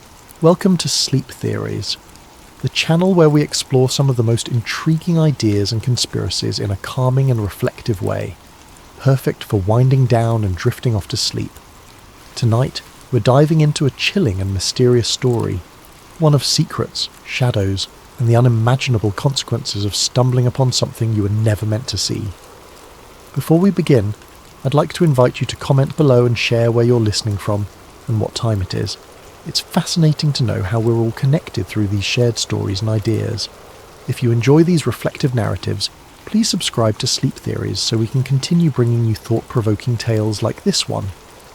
Now find a comfortable position, let your mind relax, and join me as we journey into a world where one man's ordinary life spirals into the unknown, a world of government experiments, hidden compounds, and the price of seeking the truth.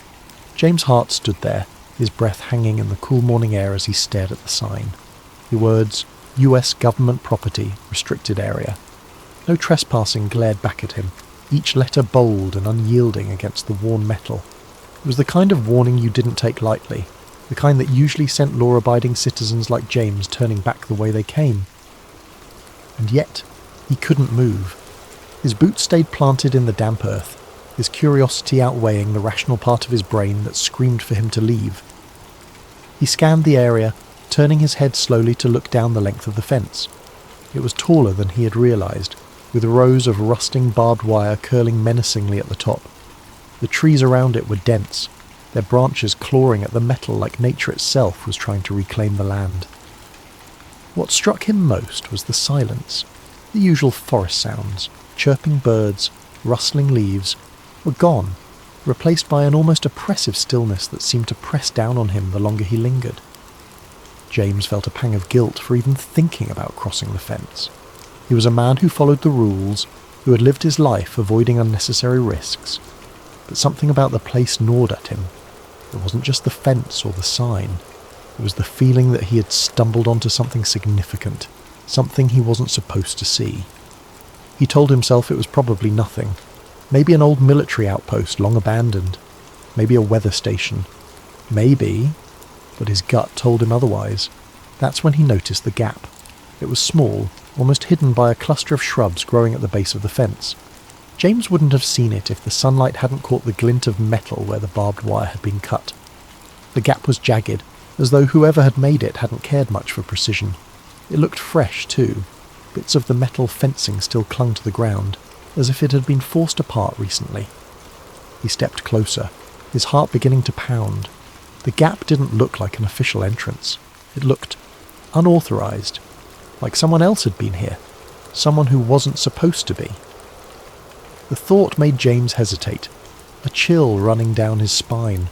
If someone had cut their way in, they'd done so for a reason. And if they'd gone to that much trouble, whatever lay beyond the fence was likely worth hiding or discovering. James knelt down, brushing a hand over the torn edges of the wire. His fingers trembled slightly as he touched the cold, sharp metal. He glanced around, half expecting to see a patrol or hear the bark of a guard dog. But the forest remained silent. He couldn't shake the feeling that he was being watched, though he knew it was probably just his nerves. The rational side of his brain begged him to turn back. "This isn't your business," it whispered. "You don't need to know what's in there. Just go home." But something deeper, something instinctual urged him forward. It wasn't just curiosity, it was a sense of unease, a need to understand what was hidden behind the fence. It was as though the gap had been placed there for him, daring him to cross the line. Before he could talk himself out of it, James took a deep breath and stepped through. The world seemed to change the moment he crossed the threshold. The air felt heavier, cooler, as though he had entered a different realm. The trees on this side of the fence were darker, their branches tangled like skeletal fingers reaching for the sky. The ground was soft and uneven, the moss beneath his boots muffling his steps.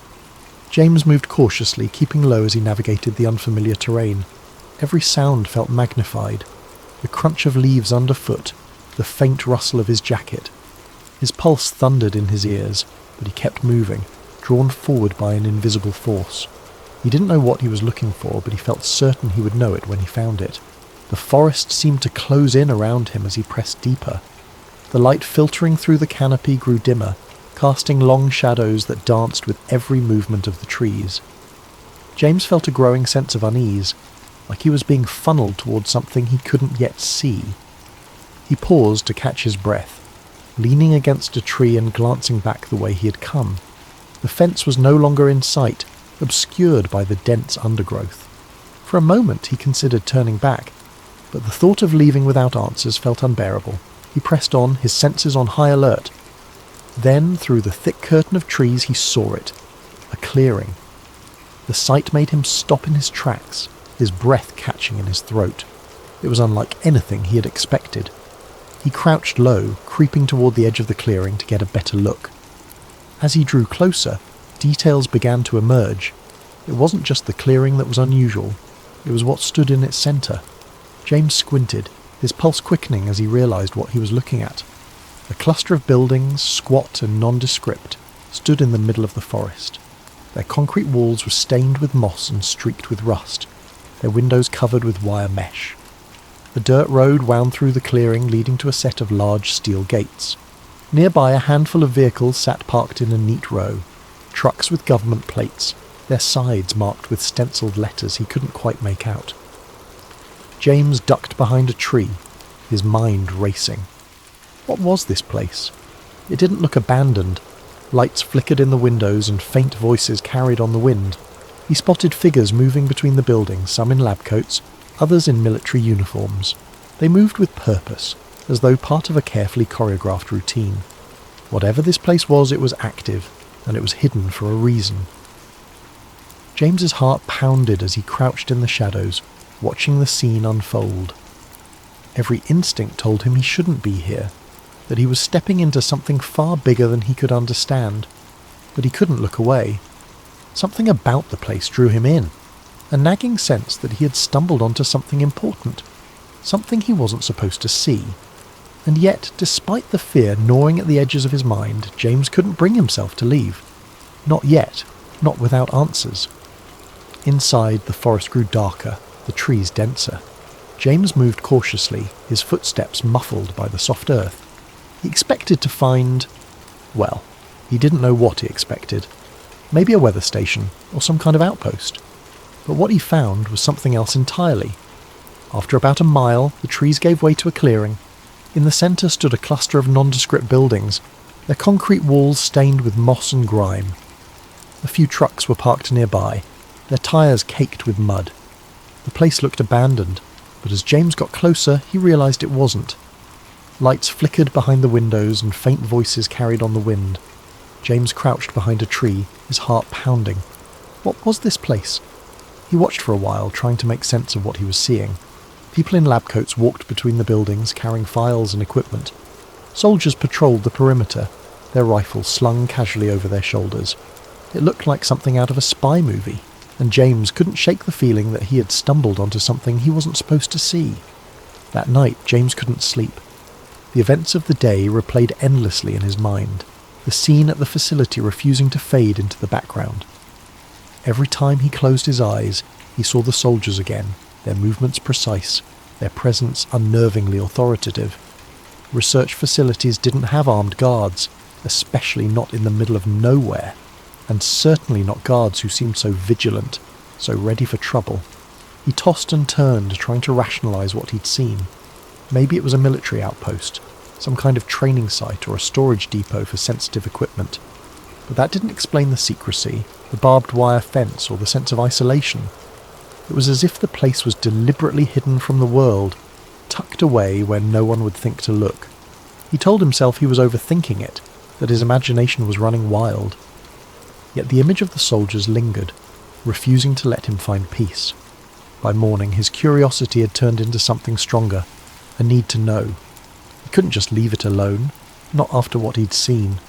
His rational mind warned him against going back, but a deeper part of him, the part that craved answers, overruled the hesitation. He decided to return, this time more prepared. James gathered his old pair of binoculars and a camera he hadn't used in years, stuffing them into a worn backpack. He threw on his hiking boots and jacket, telling himself it was just another day exploring the woods. If anyone asked, he was just a curious hiker with a camera, documenting the beauty of the forest. But in his gut, he knew this wasn't a casual outing. He was crossing a line, stepping further into something he didn't fully understand. When he reached the gap in the fence, the forest was eerily quiet. The usual hum of birdsong and rustling leaves seemed muted, as though the woods themselves were holding their breath. James crouched low as he slipped through the gap, his senses on high alert. Every sound, every shadow felt amplified, his heartbeat thudding in his chest like a drum. He followed the same path as before, weaving through the dense undergrowth until the clearing came into view. The facility was just as he had left it, its squat buildings clustered together like silent sentinels. The guards were there too, patrolling the perimeter with methodical precision. James found a spot where the trees provided cover, settling in with his binoculars. At first it was uneventful. Trucks came and went, their drivers unloading crates and disappearing into one of the larger buildings. James adjusted the focus on his binoculars, trying to make out the stenciled letters on the side of the crates, but the angle was wrong. He snapped a few photos anyway, hoping they might reveal more later. Hours passed, and James was beginning to think this trip might have been a mistake. He was cold, his legs were cramped from crouching, and his nerves were fraying from the constant vigilance. He was about to pack up and leave when something caught his eye. A small group of people emerging from one of the buildings. He froze, lifting the binoculars to his eyes. At first it looked like more workers or guards, but then he saw the man. Unlike the others, he wasn't wearing a uniform or a lab coat. He looked like an ordinary civilian, his clothes rumpled and his posture defeated. He was flanked by two guards, their hands gripping his arms as they marched him across the clearing. James's breath hitched as he adjusted the focus. The man's hands were bound behind his back, and his face was pale, almost ghostly. There was a hollow look in his eyes, a mixture of fear and resignation that sent a chill down James's spine. He watched as the man turned his head, glancing over his shoulder as if searching for a way out, or perhaps for someone who might come to his aid. The guards didn't give him a chance to hesitate. One of them shoved him roughly, forcing him to quicken his pace. James followed their movements through the binoculars, his grip tightening as they approached a building with heavy steel doors. The building was unlike the others. Its walls were reinforced, its windows small and barred. It radiated an aura of foreboding, as though it held secrets too dangerous to escape. The guards stopped in front of the doors, one of them stepping forward to punch a code into a keypad. James watched as the doors slid open with a low mechanical hum. For a moment the man hesitated, his body stiffening as though he might resist. But the guards didn't give him a choice. They shoved him inside, the doors sealing shut behind them with a finality that sent a shiver through James. He lowered the binoculars, his mind racing. Who was that man? Why was he being treated like a prisoner in what was supposed to be a government facility? Nothing about this made sense. James felt a surge of unease, the questions piling up faster than he could process them. He had stumbled onto something much bigger than he had imagined, something that felt wrong in every possible way. He debated leaving, retreating to the safety of his normal life, but as he crouched there in the shadows watching the facility from a distance, he knew he couldn't walk away. Not yet, not without answers. James's stomach turned. Whatever was happening here, it wasn't normal. He knew he should leave it alone, but he couldn't. He spent the next week digging for information, searching the internet for any mention of a government facility near his town. He found nothing. No maps, no records, not even a rumour. But James wasn't ready to give up. The questions gnawed at him, consuming his thoughts and erasing the boundaries of his once quiet life. Each day at the post office felt like an eternity, his mind drifting back to the strange facility hidden in the woods. At night, his resolve only deepened.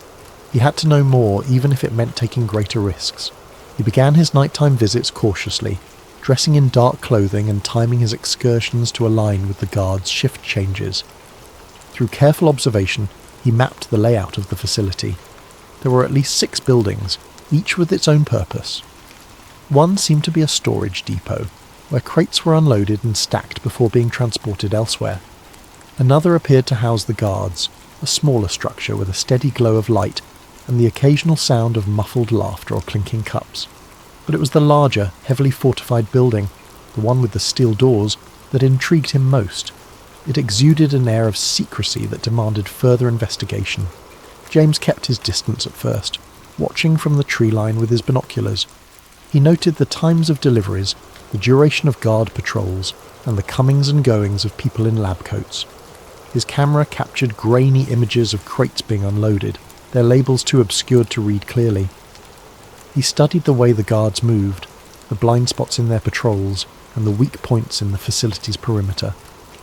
With each visit he inched closer, his confidence growing alongside his determination. One night, James found himself crouched behind a row of bushes, no more than 20 feet from one of the buildings. A single window was left slightly ajar, allowing faint voices to drift into the night air. He strained to listen, his heart pounding as he caught fragments of a conversation. Latest subject showed increased resistance, one voice said, firm and clinical. We'll adjust the dosage tomorrow, another replied, colder, more detached. James froze, his mind racing. What subject? What dosage? He pressed himself closer to the ground, his ears straining to catch more. Erasure protocols need to be flawless. We can't afford another incident. The words sent a chill down his spine. Erasure protocols? What could that mean? He had heard enough whispers of government experiments in the past to know this wasn't ordinary research.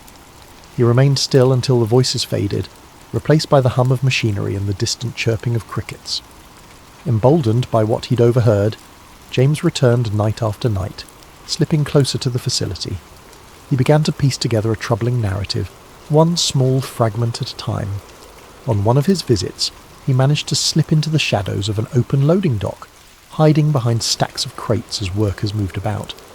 The crates were marked with cryptic codes, but a few bore labels that made his stomach drop. Test Compound 47A, Behavioural Protocols, Cognitive Analysis. As the workers left, their voices echoed faintly in the cavernous space. James crouched low, his camera forgotten as he strained to listen. Dr. Reinhardt wants the new batch prepped by Monday. Has Subject 18 stabilised yet? Not after the last round. They're talking full sedation this time. The words painted a grim picture. James felt his pulse quicken as he realised the scale of what he was uncovering.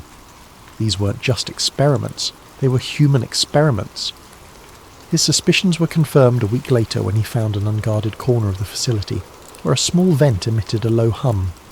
The air smelled faintly of chemicals, and through the grate he could hear voices, clearer this time. Initial trials showed significant memory suppression. Hallucinations are an acceptable side effect as long as obedience metrics remain stable. James barely dared to breathe. He fished a small audio recorder from his backpack and held it close to the vent, capturing every word. The voices continued, their tone cold and detached, as though discussing a set of tools rather than human lives. MKUltra is yielding promising results in behavioural modification. We'll present the findings to the higher-ups next quarter. James's blood ran cold. MK Ultra. He had read the name before in conspiracy forums, but he'd always dismissed it as exaggerated speculation. Yet here it was, spoken aloud in the dead of night, in a hidden facility guarded like a fortress. The pieces began to fall into place. The mind control experiments, the forced drug trials, the psychological manipulation. It wasn't just a theory, it was real, and it was happening right here, in the woods he had hiked so many times before. Driven by a mix of horror and determination, James began to push his limits. He found an unlocked utility shed near the facility, a cluttered space filled with tools and discarded paperwork. In the dim light of his flashlight he discovered a stack of files that appeared hastily stashed. He flipped through them, his heart pounding as he read terms like hypnotic induction, psychoactive administration, and neurological reprogramming. One file stood out. It contained a list of names, some crossed out, others annotated with cryptic notes. One name was circled with the words Phase 3, Complete Erasure, scrawled in the margins. James stared at the page, his hands trembling. These weren't just experiments. They were controlling people, erasing their memories, turning them into... what? He didn't know, but the implications were too terrible to ignore. It wasn't long before James became a regular visitor to the facility, slipping past guards and documenting everything he could. He sketched crude maps, took photos of documents and buildings, and recorded snippets of conversations. Each night he returned home with more evidence, his small apartment becoming a chaotic archive of secrets. But the closer he got to the truth, the more the weight of his discovery began to press down on him. He knew he was walking a dangerous line. The facility was guarded for a reason, and the people running it clearly had no intention of letting their secrets escape. Yet James couldn't stop. He was driven by a need to expose what he'd found, to pull back the curtain on a conspiracy that had remained hidden for too long. He didn't know it yet, but his time was running out. But James made a mistake. On his final visit to the mysterious facility, James's growing confidence got the better of him. It was late. The forest cloaked in the thick silence of the night. He had planned this visit meticulously, timing his movements with the guards' rotations and using every shortcut he'd learned over weeks of careful observation. This time, he was determined to get inside the main building, the one with the steel doors and faint flickering lights that seemed to pulse with a sinister rhythm. He slipped through the gap in the fence as he had done before, his heart pounding in his chest. Armed with a flashlight, a notebook and a new camera, James crept closer to the structure. As he approached the building, he noticed a delivery truck parked near the loading dock. Its back was open, revealing rows of metal crates with cryptic labels. He crouched low behind a stack of barrels, taking photos of the crates, hoping the camera's silent shutter wouldn't betray him. But then he heard it, a sharp crack, the unmistakable sound of a branch snapping underfoot. His body froze as the beam of a flashlight swept through the darkness, illuminating the area just feet from his hiding spot. A guard's voice broke the silence, gruff and alarmed. "Who's there?" Panic surged through James. He bolted, his boots pounding against the forest floor as he darted back toward the fence. The shouts of the guards followed him, along with the heavy thud of their boots as they pursued him. His breath came in ragged gasps, his chest burning as he pushed himself harder, faster. But the guards were trained, and they were gaining on him. He felt the impact before he saw it, a crushing weight against his side as one of the guards tackled him to the ground. His camera skittered across the dirt, landing out of reach. A second guard grabbed his arms, pinning him as he struggled. "Don't move!" one of them barked, his voice cold and commanding. James's mind raced, scrambling for an explanation, an excuse, anything that might save him. But no words came. He was yanked to his feet, his wrists bound tightly with a rough rope, and dragged toward the facility. The camera, his notebook, and any shred of evidence he'd gathered were confiscated, leaving him defenseless. Inside the compound, James was shoved into a small, dimly lit room. The walls were concrete, the air stale and suffocating. A single overhead light buzzed faintly, casting harsh shadows that seemed to dance menacingly on the walls. He sat in a metal chair, his wrists still bound, as a man in a dark suit entered the room. The man's face was expressionless, his eyes cold and calculating. "Who are you?" the man demanded, his voice sharp and clipped. James swallowed hard, his mouth dry. I'm no one. I was just hiking. I got lost." "Don't lie to me," the man interrupted, slamming a file onto the table. Papers spilled out, some of them familiar to James. Copies of photos he'd taken, sketches of the facility's layout, and notes he'd written about what he'd overheard. The sight of them made his stomach drop. "How did you find this place?" the man continued. "Who else knows about it?" James stammered, trying to come up with a plausible explanation, but his mind was blank. He could feel the intensity of the man's gaze, like a spotlight boring into his very soul. "I swear I didn't tell anyone," James said, his voice trembling. "I don't even know what this place is."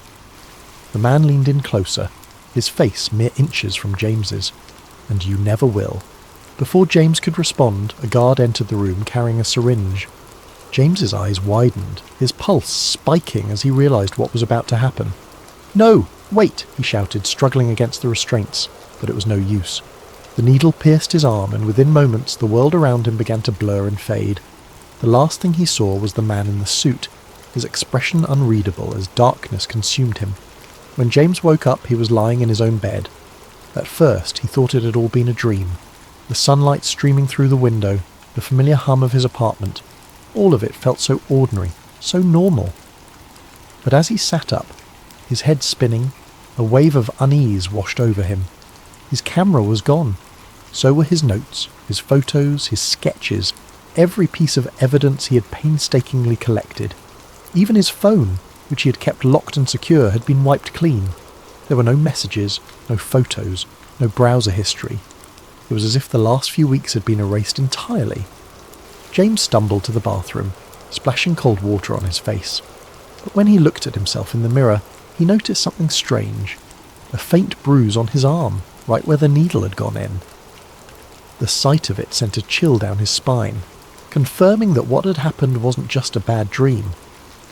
Over the following days, James tried to piece together what had happened, but his memories felt fragmented, like a puzzle with missing pieces.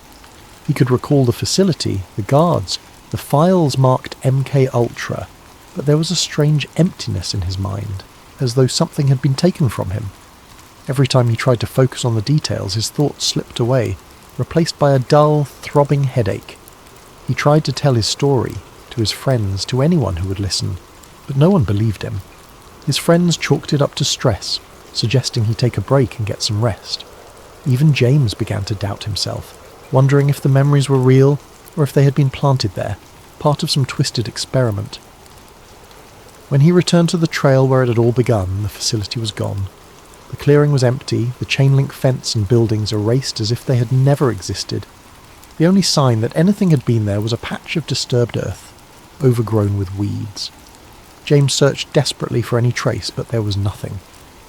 As he stood in the clearing, staring at the emptiness, a sense of futility washed over him.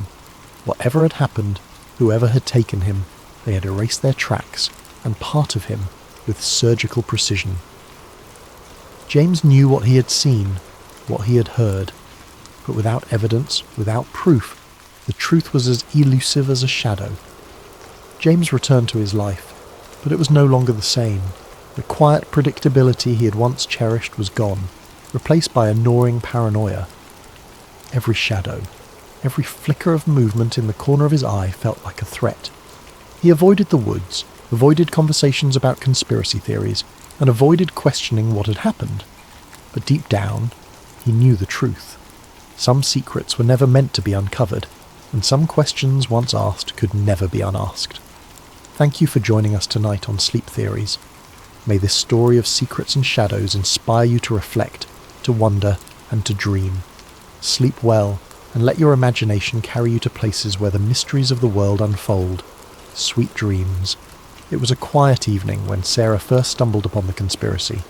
She had been scrolling through her favourite discussion forum, a digital refuge where people from all walks of life shared their curiosity about unsolved mysteries, historical enigmas, and the occasional wild theory. Most nights, the topics were light-hearted. Discussions about famous heists, the existence of extraterrestrial life, or theories about vanished civilizations. These were Sarah's guilty pleasures, a chance to escape the mundane rhythm of her life. But that particular night, a single thread stopped her mid-scroll. Its title, written in bold letters, read, "The Illuminati, Hiding in Plain Sight." Her curiosity piqued. Sarah clicked on the thread, not expecting much. The Illuminati. Of course she'd heard the term before. Who hadn't? It was a word that seemed to exist on the fringes of mainstream culture, whispered about in pop songs, joked about on late-night talk shows, and hinted at in the cryptic hand gestures of celebrities. To Sarah, it had always been more of a meme than a reality, a fantastical idea too outlandish to be taken seriously. But there was something about the way the title was phrased, something deliberate that made her pause. It wasn't framed as a joke, it was a question, a challenge to consider what she might have overlooked. The original post wasn't flashy or dramatic. Instead, it was surprisingly measured, almost scholarly. Written by a user who called themselves Truth Seeker, it described years of research into the Illuminati, a name that conjured images of shadowy figures in darkened rooms, plotting the course of the world. Truth Seeker's narrative wasn't about outlandish claims of alien overlords or fantastical rituals. Instead, it painted the Illuminati as a highly organised group, subtle in its influence but pervasive in its reach. According to Truth Seeker, the Illuminati wasn't just a relic of history, a secret society born in 18th century Bavaria. It was alive and well, wielding immense influence over politics, entertainment, finance, and global events. Sarah was sceptical, of course. She'd heard conspiracy theories before, and most of them fell apart under scrutiny. But something about Truth Seeker's approach caught her attention. The post was meticulously detailed, filled with links to obscure documents, photographs of architectural symbols, and a web of connections between powerful figures that seemed almost too intricate to dismiss. This wasn't a haphazard collection of wild accusations. It was a narrative woven with care, each piece of evidence presented as an invitation to dig deeper. Truth Seeker began with history, grounding their argument in facts that Sarah could verify. The Illuminati, they explained, was founded in 1776 by Adam Weishaupt, a Bavarian professor of canon law. Originally, it was an intellectual movement, a society of thinkers and visionaries dedicated to the ideals of reason, science, and freedom from oppressive institutions. Weishaupt's vision was noble, even radical for its time. But according to Truth Seeker, the organization's original purpose was eventually corrupted. Over the years, the Illuminati transformed from a society of enlightenment into a clandestine group focused on one goal: power. The post continued, outlining how the Illuminati supposedly dissolved in the late 18th century after being outlawed by the Bavarian government. But Truth Seeker claimed that this was only the official story. In reality, the group had simply gone underground, adapting to the changing world while maintaining its grip on the levers of influence. Truth Seeker pointed to connections between the Illuminati's symbols and modern institutions: the all-seeing eye on the US dollar bill, the pyramid, the number 13.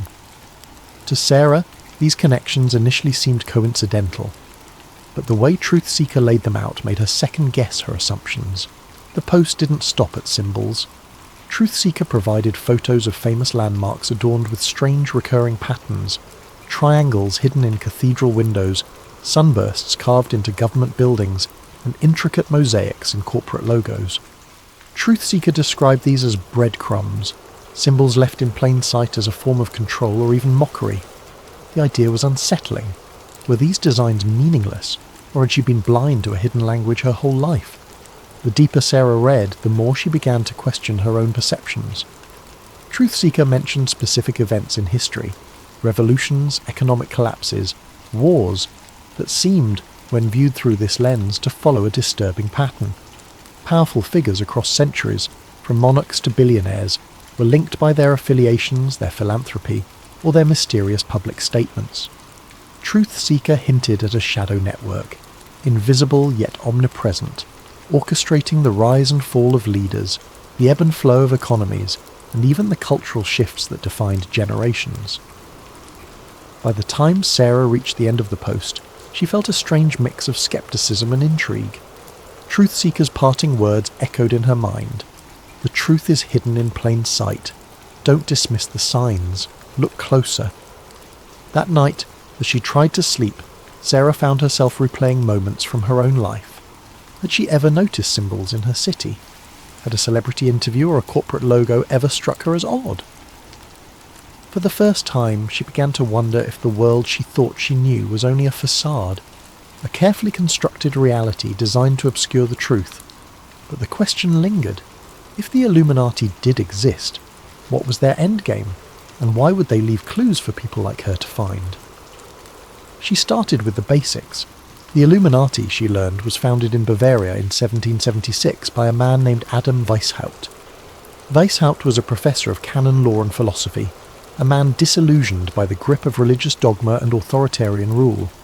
His vision for the Illuminati was radical for its time, an intellectual movement of thinkers who would promote reason, science, and freedom from oppressive institutions. They called themselves the Enlightened Ones, and their goal was to illuminate the path to a freer, more just society. But as Sarah dug deeper, she began to uncover accounts that painted a much darker picture of the group's evolution. The Illuminati of Weishaupt's time had, according to these theories, become corrupted. Its noble ideals gave way to a hunger for influence and control. Some claim the group had infiltrated powerful institutions, governments, banks, religious organisations, not to reform them, but to manipulate them from within. This wasn't just a society of intellectuals anymore. It was, if the conspiracy held any truth, a shadow government shaping the world to its will. As Sarah delved deeper into her research, she began to notice patterns. There were recurring symbols, the all-seeing eye, the pyramid, the number 13, appearing in places that seemed almost deliberately mundane. She found these motifs in the design of the US dollar bill, with its iconic eye atop an unfinished pyramid, accompanied by the words Annuit Coeptis and Novus Ordo Seclorum. A new order of the ages, she thought, tracing the Latin with her finger. Was it really just an artistic choice, or was it a hidden message? Sarah began to see these symbols everywhere. Pop culture was teeming with them, tucked into the corners of music videos, subtly woven into the lyrics of songs, and even hinted at in blockbuster movies. A popular singer holding their hands in a triangle during a concert, a fleeting shot of an eye in an otherwise unrelated ad, a pyramid-shaped stage design. It was almost as if the clues were hiding in plain sight. At first she dismissed them as coincidences, but the more she found, the harder it became to ignore. What struck her most was the consistency of these symbols across time and media. How could something so specific appear in both ancient architecture and modern music videos? Sarah started to wonder if there was a deliberate effort to leave these marks behind, like breadcrumbs leading curious minds to a hidden truth. One night, Sarah decided that her digital rabbit hole wasn't enough.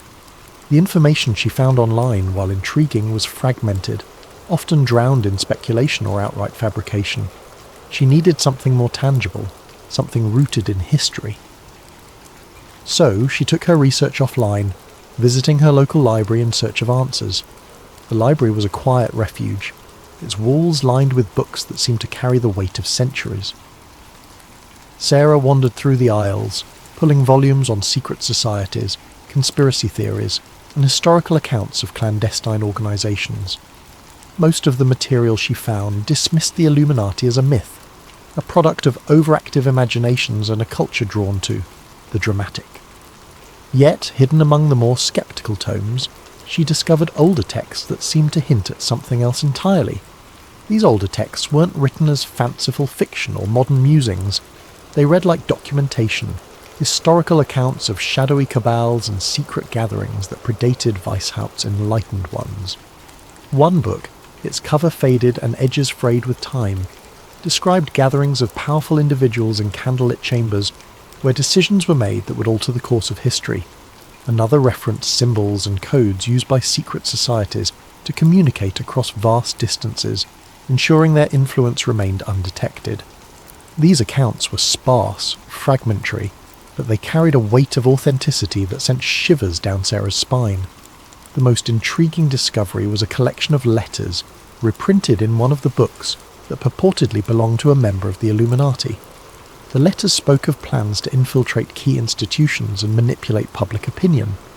Phrases like, "the masses must not know," and "the time is near," stood out, haunting in their simplicity. While the authenticity of these letters was debatable, they felt eerily consistent with the modern theories Sarah had been reading. As Sarah sat at a wooden table, under the dim glow of the library's overhead lights, she couldn't help but feel a growing unease. The idea of the Illuminati as a puppet master pulling the strings of society seemed far-fetched, but the patterns, the symbols, the connections, could they really all be coincidence? She thought about the monuments and buildings she passed every day, wondering how many of them bore marks she'd never noticed. She thought about the news, the music, the movies that filled her life. Were they subtly guiding her thoughts and perceptions without her even realizing it?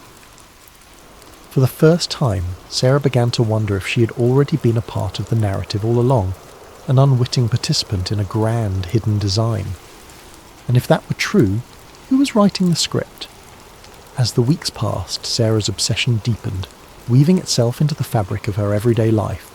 She couldn't drive to work without scrutinizing the logos on billboards or storefronts, searching for hidden meanings in their designs. The triangle on one ad, she convinced herself, bore an uncanny resemblance to the pyramid on the dollar bill.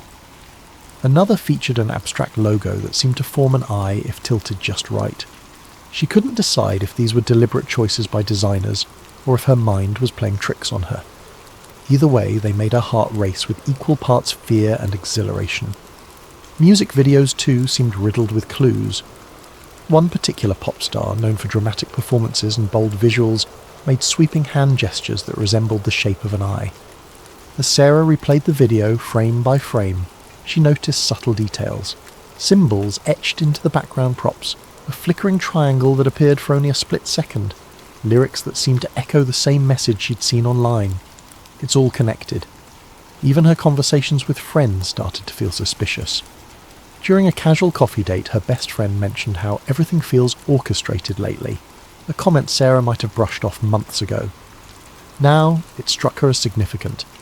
Was it a random observation, or was her friend hinting at something more?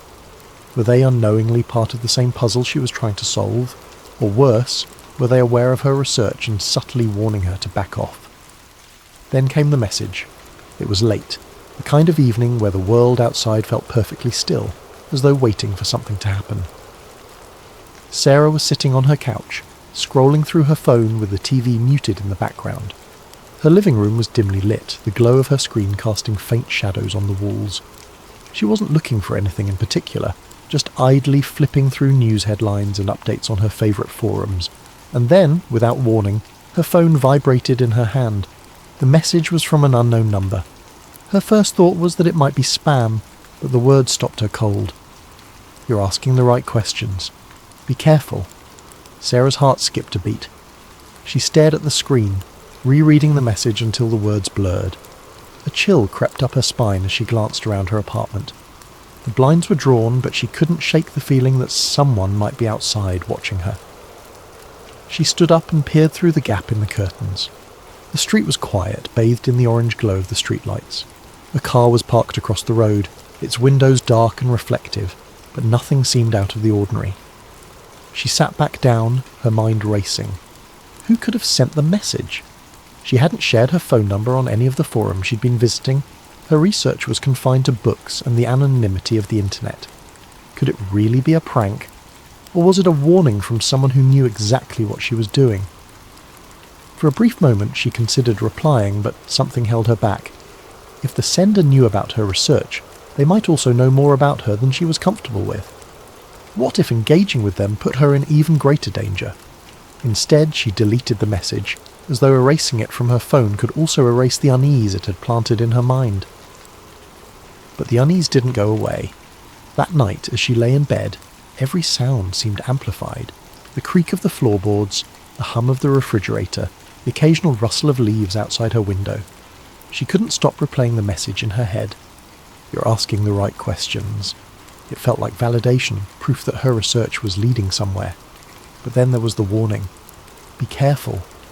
What exactly was she getting close to, and who didn't want her to find it? In the days that followed, Sarah became more cautious. She avoided the forums she frequented, afraid that whoever had sent the message might be watching her activity.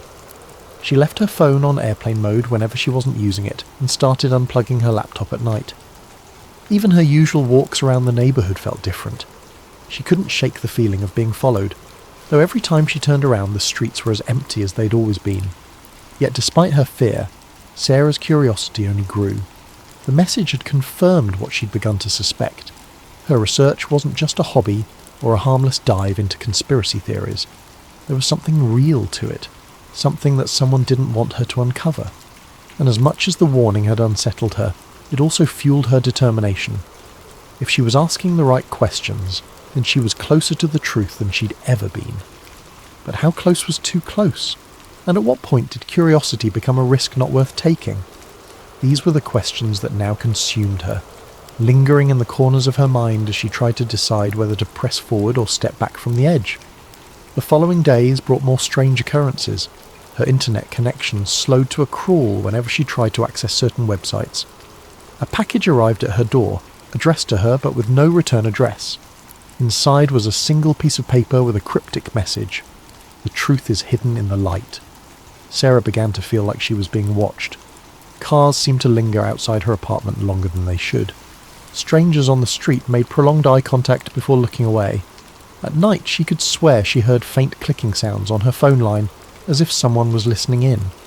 Despite the fear, she couldn't stop. If anything, the strange events only fueled her determination. She spent hours poring over old documents, looking for connections, for anything that could explain what was happening. And slowly, she began to piece together a narrative. The Illuminati, she learned, wasn't just a group of intellectuals or an idea from the past. It was, according to the theory, an intricate web of influence that spanned centuries. It wasn't about controlling governments or manipulating markets. It was about shaping reality itself. The symbols, the patterns, the coincidences. They weren't mistakes. They were messages, breadcrumbs left for those who were willing to see. One night, Sarah stumbled upon a forum thread that claimed to reveal the structure of the Illuminati. It described a hierarchy, with powerful figures at the top and layers of secrecy below. The thread linked to an encrypted document, supposedly a leaked manifesto. Sarah hesitated. Downloading the file felt like crossing a line, like stepping into territory she couldn't return from. But her curiosity won out. As she read the document, her screen filled with phrases that sent chills down her spine. It spoke of the Great Plan, a vision of a unified world where chaos was eliminated, but at the cost of individual freedom.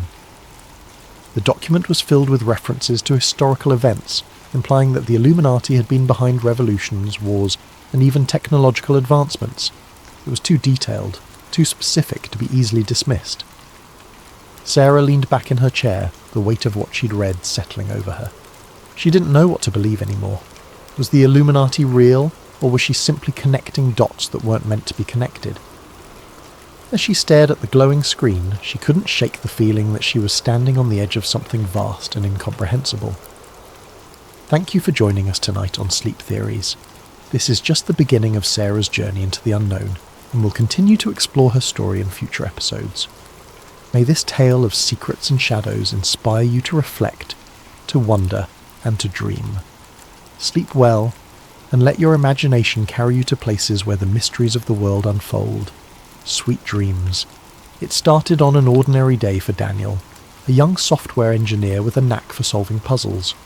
His life was structured and predictable. Mornings spent coding, afternoons troubleshooting, and evenings playing video games. But one evening, something changed.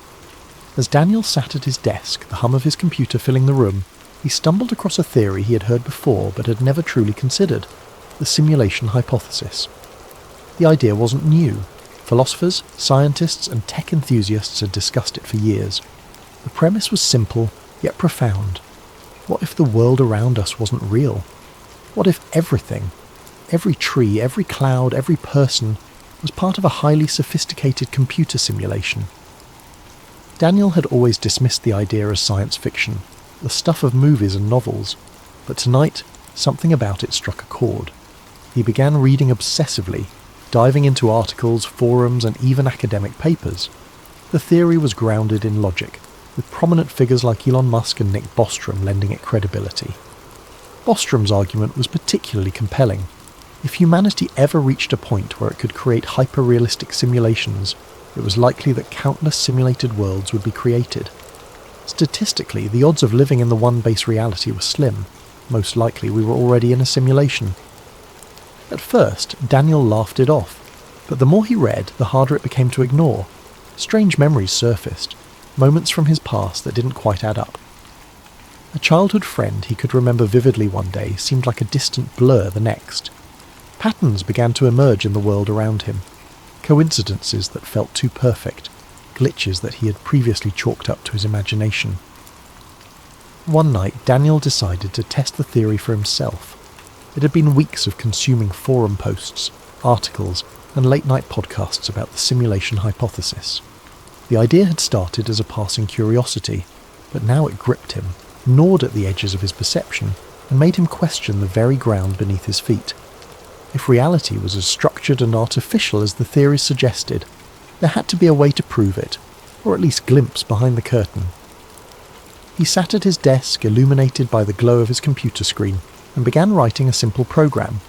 It wasn't anything extraordinary, just a piece of code designed to generate random numbers. The logic was straightforward. The output should be completely unpredictable. Yet, as he stared at the rows of numbers that scrolled across the screen, he noticed something unsettling. At first it seemed like a coincidence. A number here, a number there, repeating after a few cycles. He rubbed his eyes, convinced he was imagining things, but the more he watched, the clearer the pattern became. Every few intervals the same sequence appeared like a song stuck on loop. The numbers weren't random at all. It was as if an invisible hand was guiding them, injecting order where there should have been chaos. Daniel's heart raced. He ran the program again, tweaking variables, trying different algorithms. Yet no matter how he adjusted the parameters, the pattern remained. It was subtle, but undeniable. It felt deliberate, like someone, or something, wanted him to notice, and that was only the beginning. Once Daniel began paying attention, the glitches seemed to follow him everywhere. Lights in his apartment flickered without warning, even though his landlord had just installed new fixtures. Objects on his desk seemed to shift position when he wasn't looking. His coffee mug moved slightly to the left. A pen rolled a few inches away from where he'd placed it. He told himself he was imagining things, but deep down he wasn't so sure. The strangest moments happened when he ventured outside. On his usual walk to the park, he began to notice strangers behaving oddly. One day, a man in a dark coat walked past him, muttering to himself. Daniel didn't think much of it until later, when he saw the same man again, walking in the exact same way, muttering the exact same words. It wasn't déjà vu. It was like a scene repeating in a poorly rendered video game. And then there was the bird. It was a quiet afternoon, the kind Daniel usually enjoyed. He sat on a park bench sipping coffee when he saw a sparrow dart across the sky. It was an ordinary sight, but halfway through its flight the bird froze. It wasn't slowing down or adjusting its path, it was frozen in mid-air, its wings caught in an unnatural pause. Daniel blinked, his heart pounding. A second later the bird resumed its flight, as if nothing had happened. He stood up, his coffee forgotten, and scanned the park. No one else seemed to notice. Parents pushed strollers, joggers passed by, and kids chased each other near the swings. To them, the world was moving as it always had. But to Daniel, something was wrong. The bird's pause had lasted only a fraction of a second, but it was enough to shatter his sense of normalcy. He began to see these glitches everywhere. A car parked on the street blinked out of existence for a moment, only to reappear in the same spot as if nothing had happened. Digital clocks glitched, showing impossible times, 4:73 a.m. or 25:01 p.m., before correcting themselves. Even conversations with strangers felt scripted. A cashier at the grocery store repeated the same phrase twice, word for word, with the same intonation and rhythm, as though she had been reset mid-sentence. Daniel couldn't escape the feeling that the world around him was unravelling. Or perhaps it wasn't unravelling. It was revealing itself layer by layer, as if daring him to dig deeper. As weeks passed, Daniel's obsession consumed him, like a fire spreading through dry wood. What had started as a casual curiosity about simulation theory had evolved into an all-encompassing fixation. His once tidy apartment now resembled a war room. Walls covered in hastily scribbled notes, strings of red yarn connecting photographs and diagrams, and stacks of open books teetering precariously on every available surface. The soft glow of computer screens illuminated the chaos, their hum a constant background noise as Daniel delved deeper into his quest for answers. Friends had stopped reaching out, their texts and calls ignored until they dwindled into silence. Daniel barely noticed. His world had narrowed to a singular purpose, to prove that reality was not what it seemed. Days and nights blurred together as he scoured the internet for clues, digging through obscure forums, listening to late-night podcasts, and watching grainy videos of supposed glitches in the Matrix. He wasn't just exploring anymore, he was hunting, desperate for something tangible, something irrefutable. And then, one night, he found it. It was nearly 3 a.m, the hour when the world outside seemed the quietest and Daniel's mind felt the sharpest. He was scrolling through a forum dedicated to simulation theory, its threads filled with a mix of wild speculation, eerie anecdotes, and the occasional well-articulated argument. His eyes skimmed past a post titled "Proof Hidden in Plain Sight," and then stopped. The author of the post, a user known only as Observer, had a reputation in the community for their cryptic but compelling insights. The post was unlike anything Daniel had seen before. Observer claimed to have found evidence of the simulation, not in the form of glitches or anomalies, but encoded messages embedded within reality itself. The post included no direct evidence, only a series of cryptic clues and riddles, each one urging readers to look for patterns in everyday life. "They don't hide the truth," Observer had written. "It's right in front of us. Numbers, symbols, alignments, they all point to the same thing. Pay attention to the things you ignore. The messages are everywhere." Daniel's heart raced as he read and reread the post, the words resonating with a strange and unshakable truth. The messages were vague, almost maddeningly so, but they struck a chord deep within him. He began to notice them everywhere. The next day, Daniel bought coffee at his usual cafe. As he handed the cashier a $10 bill, his eyes fell on the receipt. The total was $4.42, an unremarkable amount until he noticed the timestamp printed at the bottom, 4:42 p.m. It was the same sequence of numbers he had seen on his phone battery days earlier, and it sent a shiver down his spine. Later that evening, as he walked through his neighbourhood, he passed a billboard advertising a clothing brand. The slogan, written in bold, sleek font, read, "It's all connected." It wasn't the kind of phrase that would normally catch his attention, but tonight it stopped him in his tracks. The words seemed directed at him, as though they were a private message hidden in plain sight. And then there were the stars. Daniel had always been fascinated by the night sky, often spending hours gazing at the constellations from his balcony. But now even the stars seemed to hold secrets. One clear night, as he studied the sky, he noticed an unusual alignment. 3 stars, brighter than the others, formed a perfect triangle. It wasn't a recognised constellation. He'd checked his star charts, and yet it felt deliberate, like a signature left behind by the architects of his reality. The more Daniel looked, the more he found. Random numbers on receipts began to repeat with eerie precision. Phrases and advertisements seemed to echo his own thoughts. Even snippets of conversations overheard on the subway felt too perfectly timed, too meaningful to be mere coincidence. The world around him was starting to resemble a puzzle, one that begged to be solved. But for every clue Daniel uncovered, a new question arose. Were these patterns real, or was his mind playing tricks on him? If the messages were intentional, who or what was leaving them? And most importantly, why? The answers, Daniel felt, were tantalizingly close. Yet the more he searched, the more the lines between reality and illusion began to blur. His once firm grasp on the world around him was slipping, replaced by a growing sense of unease. Somewhere, buried within the fabric of existence, he was certain the truth awaited him. All he had to do was find it. Daniel couldn't shake the feeling that someone, or something, was watching him. At first it was subtle, a twinge of unease when he sat in front of his computer for too long, or the sense that shadows shifted slightly in his peripheral vision. But as days passed, the signs became impossible to ignore. His computer began behaving in ways that defied explanation. Files he hadn't touched would open on their own, random error messages would flash across his screen, and his webcam light flickered on for a few seconds at a time, though he had never enabled it. Each new glitch sent a shiver down his spine. He tried to rationalize it. Perhaps it was a software bug or malware. He ran scans, reinstalled programs, even replaced his webcam entirely.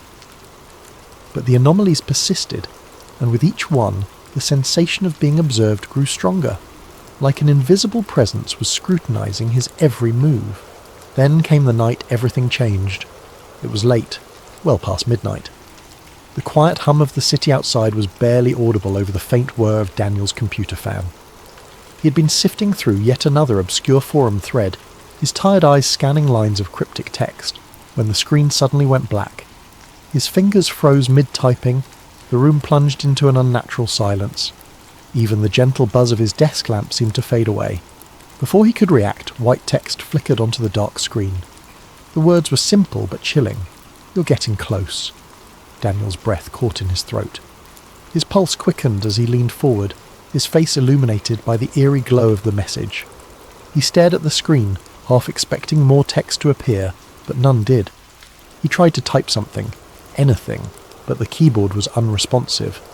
The message remained for a few more moments before vanishing, leaving the screen blank once again. He sat back in his chair, his heart pounding in his chest. Was this a prank? Had someone hacked into his system? Or more terrifyingly, was this a response to his relentless digging into simulation theory? The thought sent a cold chill down his spine. The message felt deliberate, as though whoever, or whatever, had sent it was watching him in that very moment. In the days that followed, Daniel's world began to feel more surreal. Conversations with people took on an uncanny quality. Friends and strangers alike spoke in clipped, almost mechanical tones, repeating phrases with eerie precision. The cashier at the grocery store said, "Have a nice day," in the exact same cadence on 3 separate visits. It was as though the people around him were following a script, their responses pre-programmed and devoid of spontaneity. Even the sky seemed unnatural. Daniel noticed that the clouds rarely moved, hanging in place like props on a painted backdrop. The colours at sunset were too vivid, too perfect, as if rendered by an artist with an overactive imagination. The air itself felt heavier, charged with an invisible tension that made his every breath feel laboured. And then, one fateful night, it happened. Daniel was sitting at his desk, staring at the blinking cursor on his screen. He had been trying to write down his thoughts, to make sense of the strange events that had been unfolding. But his mind was a whirlwind, and the words refused to come. Suddenly the lights in his apartment flickered and went out. The hum of his computer died, plunging the room into an almost oppressive silence. He sat motionless, his eyes adjusting to the darkness. For a moment he thought the power outage was a coincidence, a mundane inconvenience. But then, in the corner of the room, a faint glow began to emerge. It wasn't the warm light of a candle or the cold blue of an LED. It was something entirely otherworldly, shifting in colour and intensity like a living entity. The glow grew brighter, pulsing rhythmically as it filled the room with an ethereal light. Daniel's breath hitched as he stood, his movements slow and cautious. Within the glow he began to see patterns, lines of cascading numbers and symbols, shimmering and shifting like the surface of a disturbed pond. These symbols moved too quickly to comprehend, but their presence felt purposeful, as though they were the very building blocks of reality itself. It was as if a veil had been lifted, exposing the intricate machinery that lay beneath the surface of his world. Daniel's chest tightened, his mind racing with questions and fears. Was this the truth he'd been searching for? Was he witnessing the raw code of the simulation? Or was his mind playing tricks on him, conjuring visions from the depths of his obsession? Compelled by a mix of terror and curiosity, Daniel reached out. His fingers trembled as they moved closer to the glowing mass. The moment his hand made contact, a surge of energy coursed through him, jolting him like a bolt of lightning. He gasped, his vision flooded with a kaleidoscope of images and sensations. He saw flashes of his life, memories both familiar and foreign. He saw himself as a child playing in the park, but the scene felt off, as though it were a recording played back on faulty equipment. He saw faces of people he didn't recognise but felt he should, their expressions frozen in time. Most disturbingly, he saw himself from a distance, not as a human being but as a sequence of data, lines of ones and zeros stretching infinitely into the void. The experience lasted only a few seconds, but it left Daniel reeling.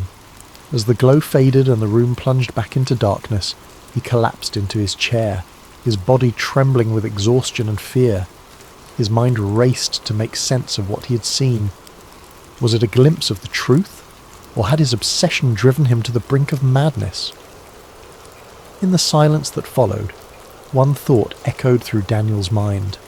The world he knew would never feel the same again. In the days that followed, Daniel struggled to make sense of what had happened. He replayed the events over and over in his mind.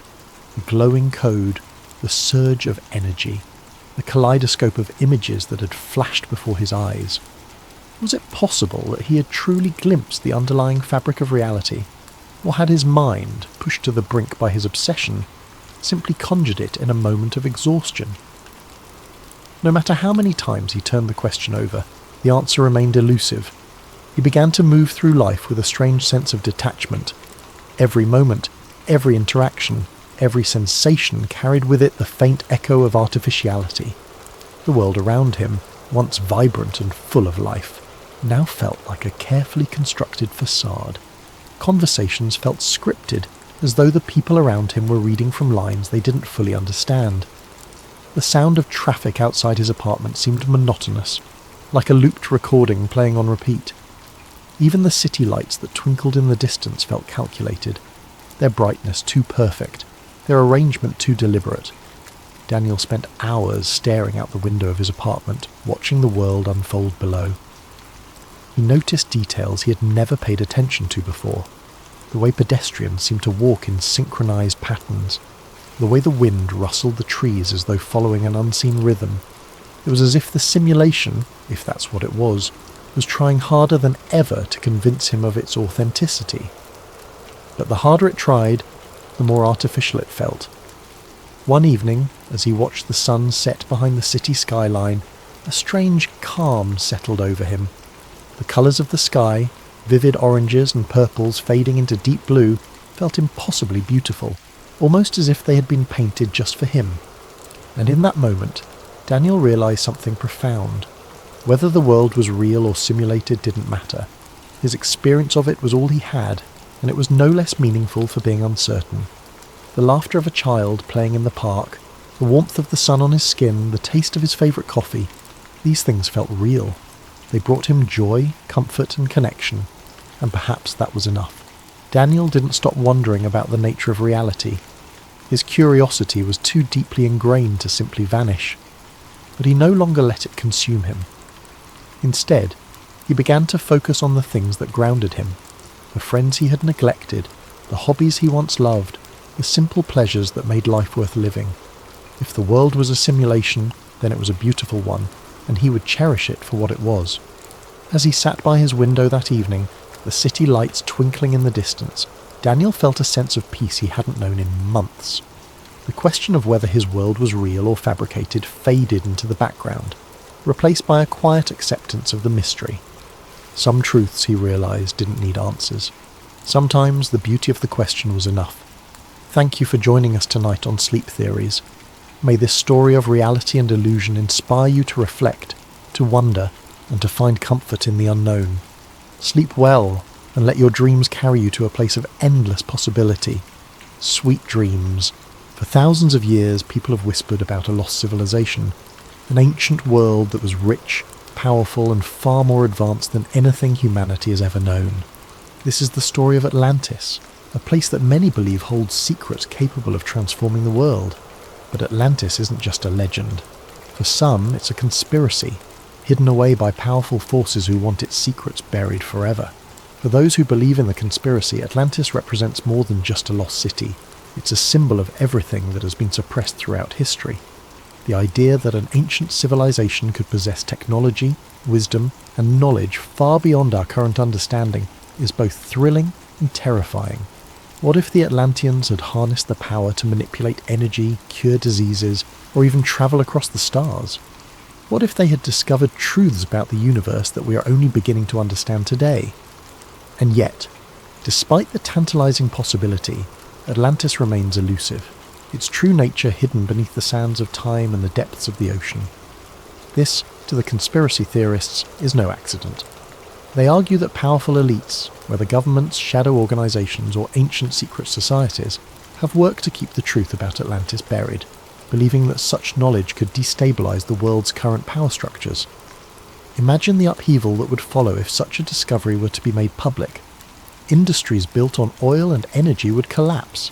Technologies we have only dreamed of could become reality, and the entire way we understand human history might be turned upside down. The very fact that Atlantis remains unfound only strengthens the belief that these powerful forces are actively suppressing the truth. The story of Atlantis, then, is not just a story of a lost civilization. It is a story of control, of how those who hold power might go to extreme lengths to prevent the masses from uncovering a truth that could change everything. The conspiracy doesn't just suggest that Atlantis was a real place. It proposes that what Atlantis represents is so dangerous, so revolutionary, that it must be kept hidden at all costs. The story of Atlantis begins with the ancient Greek philosopher Plato, who around 360 BC wrote about an extraordinary civilization that existed 9,000 years before his time. In his dialogues, Timaeus and Critias, Plato described Atlantis as a vast island empire beyond the Pillars of Hercules, the area we now know as the Strait of Gibraltar. Atlantis was a civilization with unmatched wealth and power, boasting vast resources, advanced architecture, and knowledge beyond the understanding of other cultures.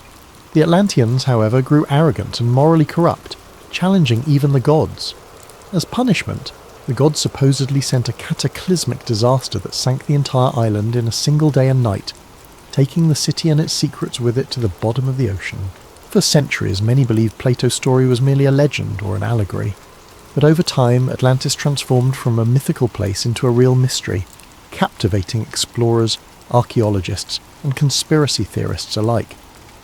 The story grew as new theories surfaced, each claiming Atlantis might not only have been real, but might also hold answers to some of humanity's deepest questions. As explorers searched for Atlantis, they proposed countless possible locations.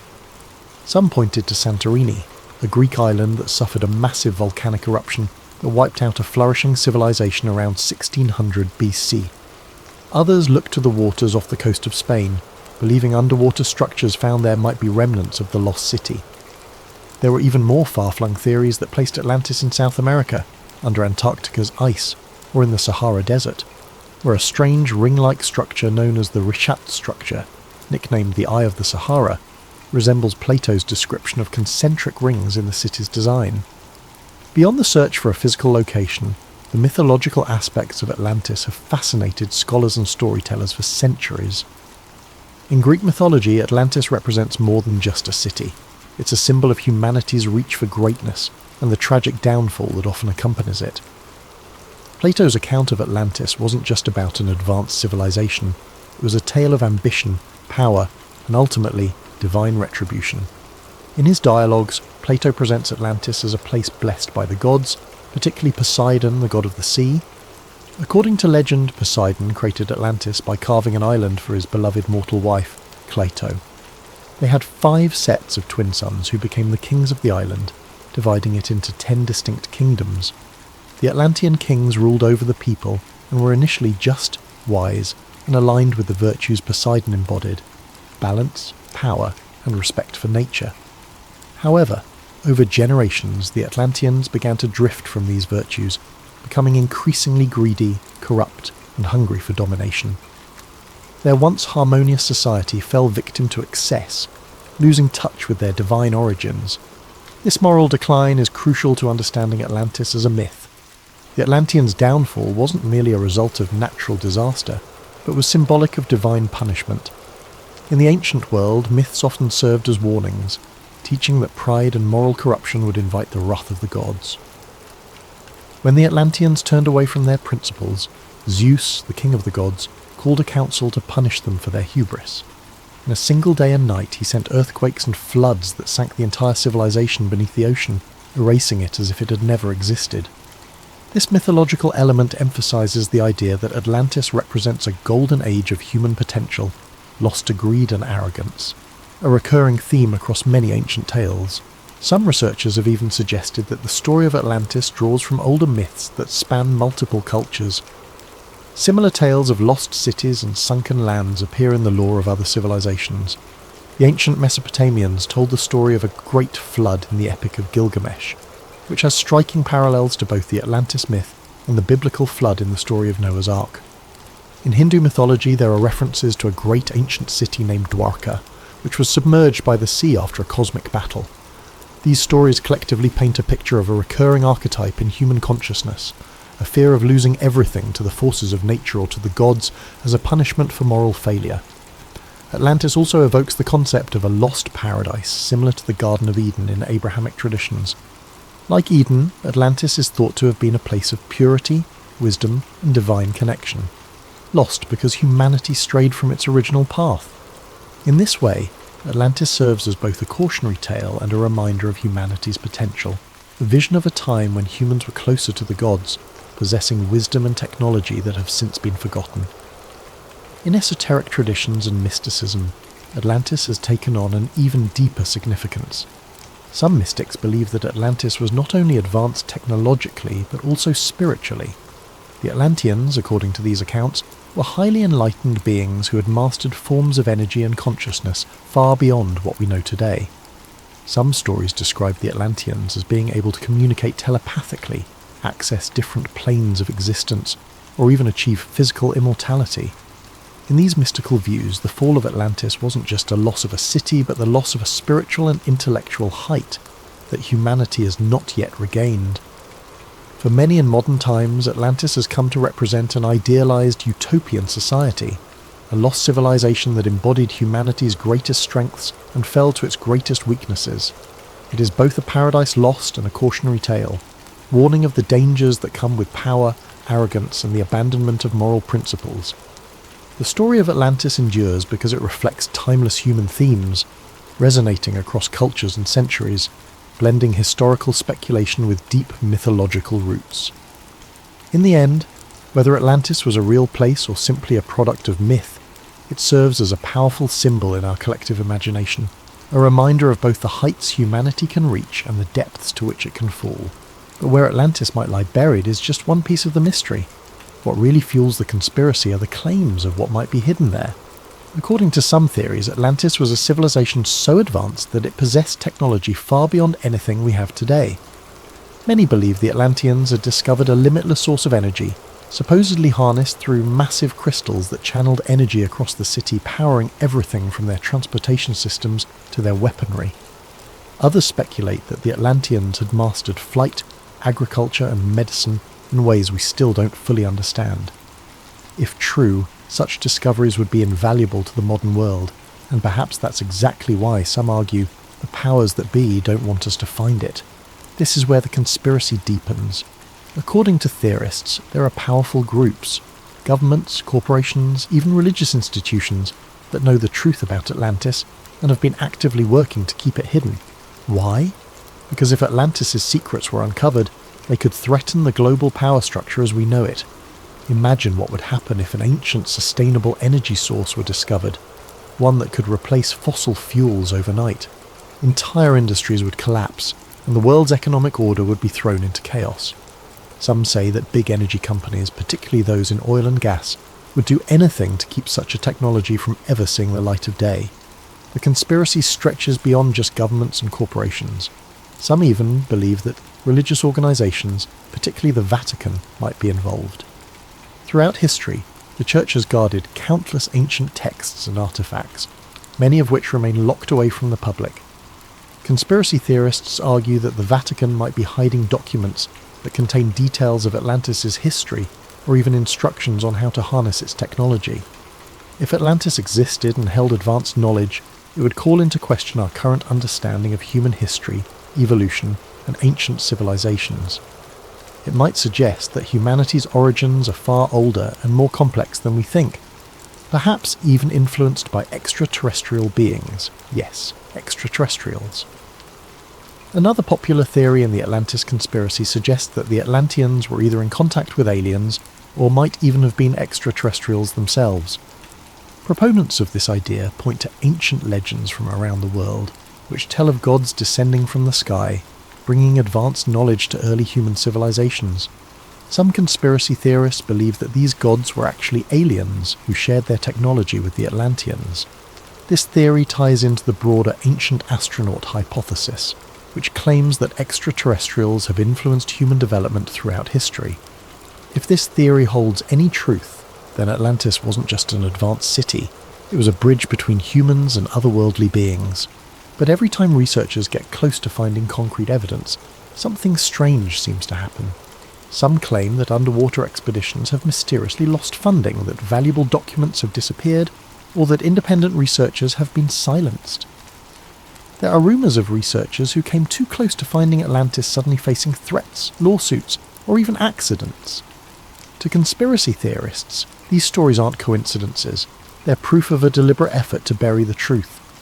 And while no one has officially confirmed the existence of Atlantis, modern technology has fueled new searches. Satellite imagery, underwater drones, and ground-penetrating radar are revealing more about Earth's hidden landscapes than ever before. Some claim that ancient structures on the ocean floor could be remnants of Atlantis, though these findings remain unproven. Still, every new discovery seems to bring more questions than answers. So, was Atlantis a real place? An advanced civilization that perished overnight, taking secrets of unimaginable power to the ocean floor? Or is it simply a myth? A story crafted by Plato to warn of the dangers of pride and hubris? For those who believe in the conspiracy, Atlantis is more than a cautionary tale. It's a hidden chapter in human history, one that's been intentionally erased. And the fact that we haven't found it yet doesn't discourage them. It only deepens their conviction that powerful forces want to keep Atlantis' secrets buried forever. Whether Atlantis is waiting to be discovered under the waves or forever lost to history, its legend endures. And as long as there are those who believe in its secrets, the hunt for Atlantis and the conspiracy theories surrounding it will continue. But perhaps what keeps the legend of Atlantis alive isn't just the mystery of whether it existed, it's the tantalizing hope of what it represents. Atlantis stirs something deep in the human psyche, a fascination with lost knowledge, untapped potential, and the possibility of an ancient civilization whose achievements could still reshape our understanding of the world today. For believers, Atlantis is not just a piece of ancient history, but a blueprint for humanity's potential, a lost paradise that, if found, could open doors to discoveries beyond our wildest dreams. Some conspiracy theorists even suggest that Atlantis' secrets could include revolutionary technologies that we have yet to rediscover, like the ability to harness limitless energy, profound medical knowledge that could extend human life, and scientific principles that could explain phenomena still unexplored. These theories weave Atlantis into modern discussions of everything from quantum mechanics to alternative energy sources, implying that a trove of Atlantean wisdom might lie buried beneath the waves, capable of catapulting humanity into a new golden age. If only it could be unearthed. And yet, for as many who yearn to find Atlantis, there are those who believe that powerful entities have gone to great lengths to keep it hidden. They argue that governments, secret societies, and powerful corporations have suppressed evidence of Atlantis to maintain control. To these believers, it's no coincidence that promising discoveries vanish, or that funding for Atlantis research is mysteriously pulled. They believe that a world order dependent on fossil fuels, financial hierarchies, and centralized power would have everything to lose if Atlantis, and the technologies it may have possessed, were ever uncovered. Even more mystically inclined theorists claim that Atlantis holds keys to spiritual truths and enlightenment, suggesting that the Atlanteans had access to higher levels of consciousness, or even contact with celestial beings. Some argue that Atlantis was a civilization that bridged humanity and the divine, with its knowledge guiding humans to higher planes of existence, until that knowledge was lost, either through human folly or deliberate erasure. For these believers, rediscovering Atlantis could mean reclaiming a path towards spiritual awakening, allowing humans to reconnect with an ancient divine understanding of the universe and our place within it. So as modern technology improves and underwater exploration pushes into new frontiers, the question remains, will we ever uncover the secrets of Atlantis? Is it possible that sonar scans or satellite imagery might someday reveal a submerged city, finally proving Atlantis was real? Or will it remain forever shrouded in mystery, protected by the ocean's depths and the weight of millennia? Perhaps it's this very elusiveness that keeps Atlantis alive in our imaginations. It's a riddle without an answer, a dream that remains tantalizingly out of reach. and as long as Atlantis remains unfound, its legend will continue to captivate, a story of both human aspiration and the dangers of ambition. So whether or not Atlantis truly lies beneath the waves, one thing is certain: as long as there are those who believe in its secrets, the hunt for Atlantis and the mysteries it promises will never end. Ethan didn't remember a time in his life when he didn't feel out of place. Growing up, he was the quiet kid, the one who sat in the corner of the classroom with his nose buried in a book or staring out the window, wondering if there was something more beyond the confines of the world he knew. While his friends grew excited about parties, clubs, and futures mapped out in clean, predictable lines, Ethan felt only a creeping dread, an unshakable feeling that something was missing. He'd often felt like he was standing at the edge of something vast, a place beyond his understanding, and he'd wondered if he might accidentally stumble into it one day. His life had been ordinary, perhaps too ordinary, and sometimes he thought that was the scariest thing of all. He spent most of his free time chasing stories and curiosities, unexplained mysteries, urban legends, and tales of things that couldn't be. The Backrooms was one of his favourites. He first read about it on a forum late one night, an innocuous post titled, "If you're not careful, you might slip between the cracks underwater into the back rooms." The premise was simple, terrifying. The Backrooms were a hidden dimension, an endless maze of empty, yellowed rooms, a place you could fall into if you weren't careful, disappearing from the world as you knew it. The idea left him with a chill that lingered long after he'd closed his laptop. To some part of Ethan, the Backrooms didn't just sound like a horror story. They sounded like something real, a hidden layer of reality lurking just beneath the surface, waiting for the right or wrong person to find it. He even dreamed about it sometimes.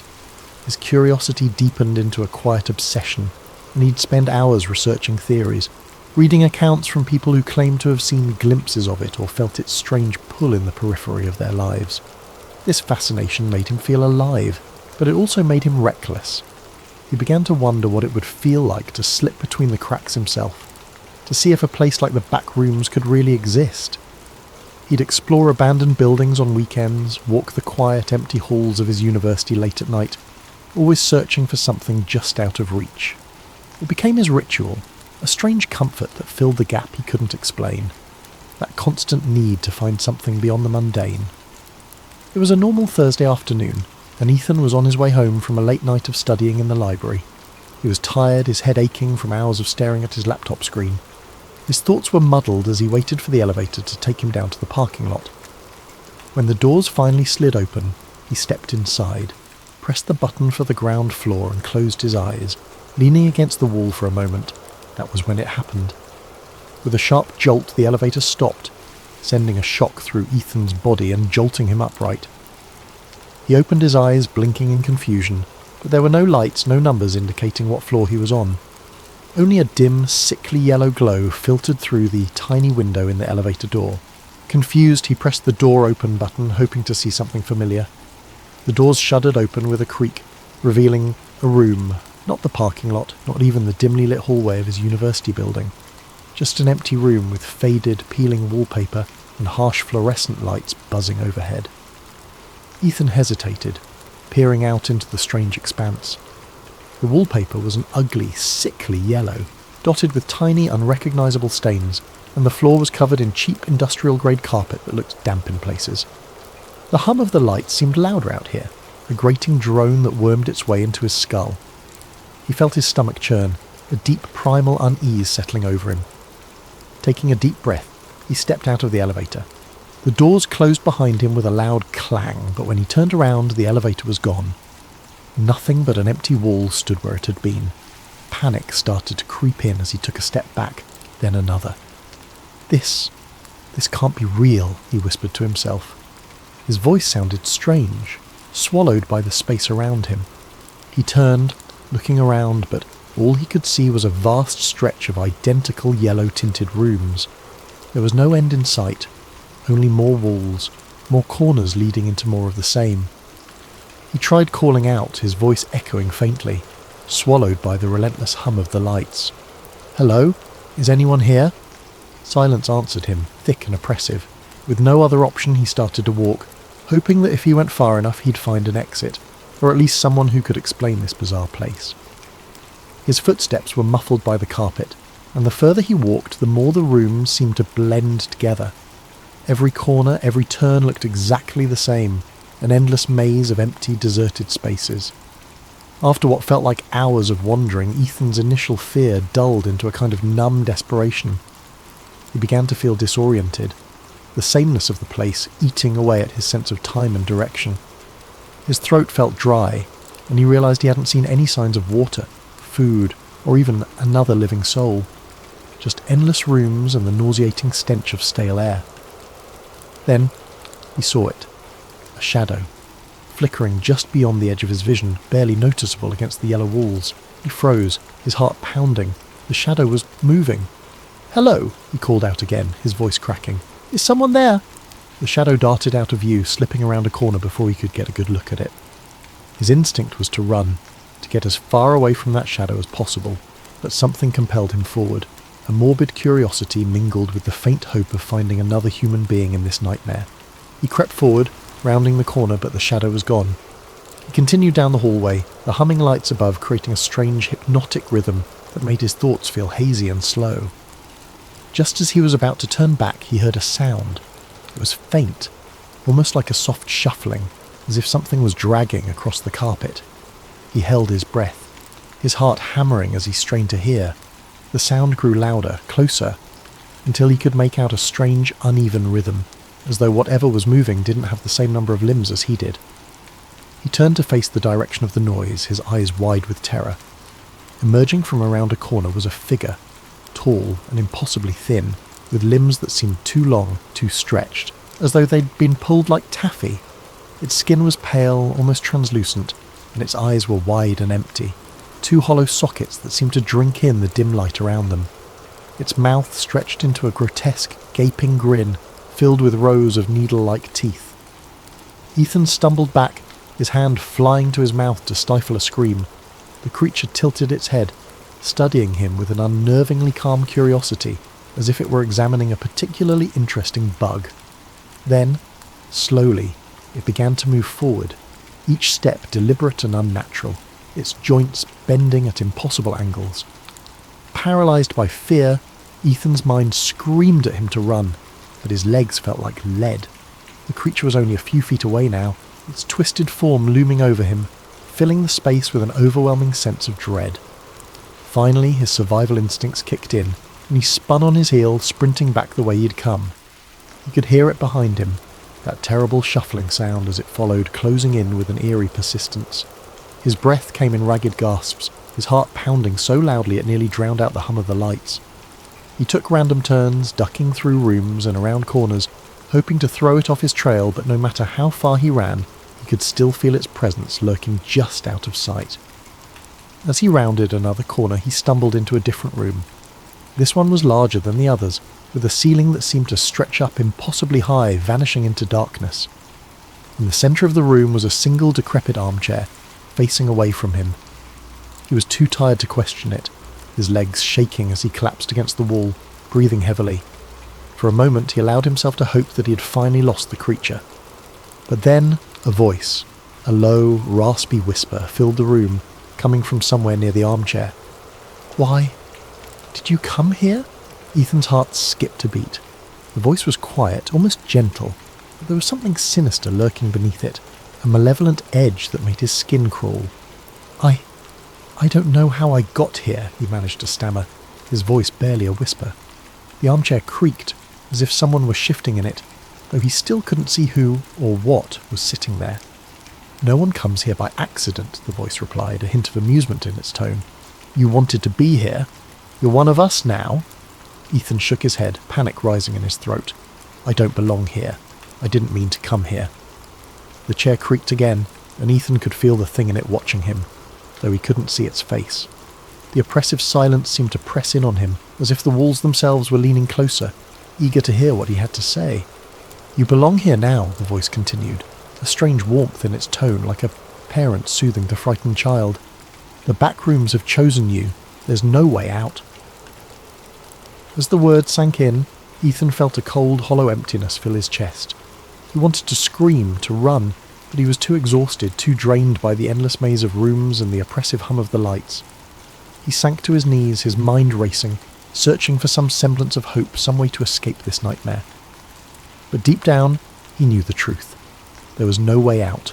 The back rooms were endless, a labyrinth of yellow walls and flickering lights, stretching on forever, trapping him in their suffocating embrace. The thing in the armchair chuckled softly, a sound that echoed off the walls, filling the room with a dark, mocking joy. "Welcome home, Ethan," it whispered. And as the lights flickered above him, casting long shadows that seemed to close in from every corner, Ethan felt himself slipping away, the last fragments of his sanity dissolving into the hum of the fluorescent lights. He was home. After his harrowing escape from the back rooms, Ethan struggled to return to his normal life. He tried to convince himself that it had been a nightmare, the result of exhaustion and a wandering mind. But deep down, he knew the truth. He'd been there, in that endless maze of yellow rooms, the echoing hum of fluorescent lights buzzing in his ears, the creature with the impossibly long limbs hunting him through every corner and corridor. He'd only narrowly escaped, stumbling back through an elevator that had seemed to appear out of nowhere and waking up in the real world as though nothing had happened. Weeks passed, but the back rooms haunted him. He saw glimpses of it in reflections, in dark corners, even in the university hallways that had once seemed so ordinary. He developed a hyper-awareness, a dread that every corner he turned would lead him back into that yellow, buzzing nightmare. His friends noticed his anxiety, his sleeplessness, but he couldn't bring himself to tell anyone. How could he explain something so surreal, something he could hardly believe himself? He was sure it would get better with time, but his dreams betrayed him. Almost every night he would return to the back rooms in his sleep. He would wander through its endless corridors, its stale, musty air thickening with every breath. No matter how he tried to direct his dream, no matter how aware he became, he was always drawn deeper into the maze. And in every dream the creature was there, lurking in the shadows, watching him with those empty eyes, that horrible grin. One night Ethan jolted awake, sweat pouring down his face, the hum of the fluorescent lights still ringing in his ears. His pulse pounded as he sat in the darkness of his room, clutching his bedsheets. It was a nightmare, just a nightmare, he told himself over and over. But the line between waking and sleeping was blurring, and he began to feel as though the back rooms were calling to him, beckoning him back. Despite his growing fear, something within him stirred, a curiosity, or perhaps a sick obsession. The fear of returning to the back rooms was tempered by an undeniable pull, a whisper that told him he hadn't yet seen everything there. He was certain it would swallow him whole if he went back, but some part of him felt he had to know the truth of what lay beyond those endless yellow rooms. The uncertainty gnawed at him, tugging at the back of his mind until he could think of little else. One Friday night, after another sleepless week, he gave in. It was as though he were possessed, acting on some deep unspoken impulse. He found himself back in the library, a little past midnight, with nothing but the quiet hum of the building to keep him company. He rode the same elevator he'd taken the last time, pressing the ground floor button, feeling the jolt as the elevator began its descent. But this time, there was no jolt to stop him. The elevator smoothly reached the ground floor, and the doors slid open to reveal the quiet university lobby. Disappointed and relieved in equal measure, he let out a shaky laugh. He'd been foolish, he thought, to believe the back rooms could be summoned by something so simple. As he stepped out of the elevator, he froze. The lobby looked different. The lights were dimmer, the walls slightly yellowed, and an odd damp smell hung in the air. Slowly, his heart sinking, he turned to look behind him. The elevator doors were still open, but there was no lobby beyond them. Only the familiar yellow-tinted wallpaper, the buzz of the fluorescent lights, and that endless carpeted expanse stretching into oblivion. Ethan felt a wave of nausea wash over him. He was back. Taking a deep breath, he steeled himself. This time, he wouldn't panic. He would stay calm, map out a path, and find his way out. He'd done it once, and he could do it again. But as he started to walk, he noticed subtle differences. The rooms felt darker, the smell stronger, almost like mildew mixed with something metallic. And the buzzing was louder. a harsh, grating sound that rattled in his skull. He wandered through the hallways, taking mental notes of every turn, every detail he could remember. But the back rooms seemed to shift around him, subtly changing with each step, making it impossible to find his way back. And soon enough, he began to hear the faint, shuffling footsteps he dreaded. The creature was here again. Ethan quickened his pace, his heart pounding. The footsteps followed him, echoing in sync with his own. He glanced over his shoulder, catching a glimpse of its grotesque, elongated form rounding a corner, moving with a horrible, jerking grace. He forced himself to keep calm, his mind racing as he tried to think of a way to escape. Room after room he searched for a way out, for any clue that could guide him. But the rooms seemed different this time, as if they were trying to trap him. The walls seemed to close in on him, narrowing with every turn, the air growing thick and stagnant. The creature's footsteps grew louder, closer, and Ethan knew he couldn't keep running forever. Finally, he stumbled into a room that looked different. A wide, empty space with a single door at the far end, something he hadn't seen before. With no other choice, he sprinted for it, throwing himself through the door just as he heard the creature behind him, its horrible breathing echoing in his ears. He shut the door, his back pressed against it as he gasped for breath. The room he'd entered was dimly lit, quieter, the buzzing sound fading to a low hum. The wallpaper was still that sickly yellow, but the atmosphere felt different, almost like a forgotten place, untouched even by the back rooms. In the centre of the room was a large rusted metal door, unlike anything he'd seen in his previous visits. With a surge of hope, he moved towards it, gripping the cold handle. He pulled and the door swung open, revealing a dark, narrow passage. He didn't hesitate. He stepped inside, the door closing with a heavy thud behind him. The passage stretched on, the air growing colder, the walls narrowing until he could barely fit through. He squeezed his way down the hallway, his hands brushing against rough, uneven walls, and as he moved he noticed something strange. The buzzing of the fluorescent lights was gone, replaced by an eerie silence, broken only by the faint drip of water echoing somewhere in the distance. He kept moving forward, the passage twisting and turning in unpredictable ways. The deeper he went, the darker it became, until he was stumbling blindly, feeling his way along the walls. His sense of direction was gone. He was deep within the back rooms, deeper than he'd ever been before, in a place that felt hidden, even from the horrors he'd already encountered. Finally, he saw a faint glimmer of light ahead. Desperate, he hurried toward it, his heart racing with hope. As he reached the end of the passage, he found himself standing before another door, this one old and weathered, with strange symbols etched into the wood. With trembling hands he opened it, stepping through into his room, his own bedroom, dimly lit by the first light of dawn. Ethan stared in disbelief, feeling the familiar softness of his carpet beneath his feet, the quiet hum of the city outside his window. He was home, truly home. He took a deep breath, his heart finally beginning to slow. For a long moment, he simply stood there, letting the reality of his escape wash over him. The back rooms had let him go. Somehow, he'd finally escaped. But as he sank onto his bed, exhausted, he couldn't shake the feeling that the back rooms were still with him, lurking in the shadows of his mind. The buzzing of the fluorescent lights, the stale smell, the creature's hollow eyes, all of it haunted him, a presence he could feel even in the safety of his room. And then he realised with a shiver that the room felt colder than usual.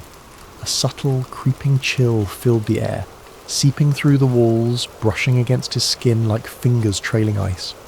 His breath fogged in the dim light, something that had never happened before in his cosy apartment. It was as though the warmth and safety he'd known here had been drained, replaced with the oppressive, stagnant atmosphere he'd left behind. Ethan sat up, glancing around. Everything looked normal. The posters on his walls, his desk cluttered with notes, the blanket he'd thrown carelessly to the side. But the silence was deafening. Outside his window, the familiar city sounds were gone, replaced by a dead, heavy stillness. He reached for his phone to check the time, but the screen remained blank, lifeless. His heart began to race as he tapped the screen over and over, but the device was unresponsive, a dark mirror reflecting his own fearful expression.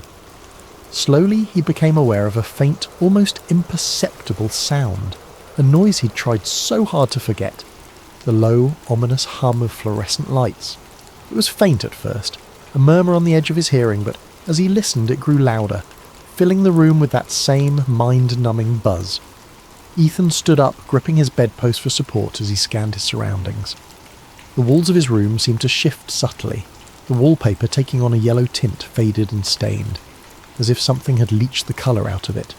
The air thickened, that familiar smell of mildew creeping in, the metallic tang that clung to his senses. His stomach twisted with a dawning, sick realisation. "No," he whispered, his voice trembling. "No, I got out. But the room only continued to change, morphing around him. His bed stretched longer, the carpet rippled into endless patches, the door faded from view, leaving nothing but an expanse of yellowed walls and buzzing lights. The familiar furnishings of his room vanished entirely, swallowed by the sickly expanse. As he backed up, his foot collided with something soft yet solid, a familiar thick patch of carpet. His heart dropped, and he turned, dread curling in his stomach. The backrooms had found him again, and this time, he feared, it would never let him go.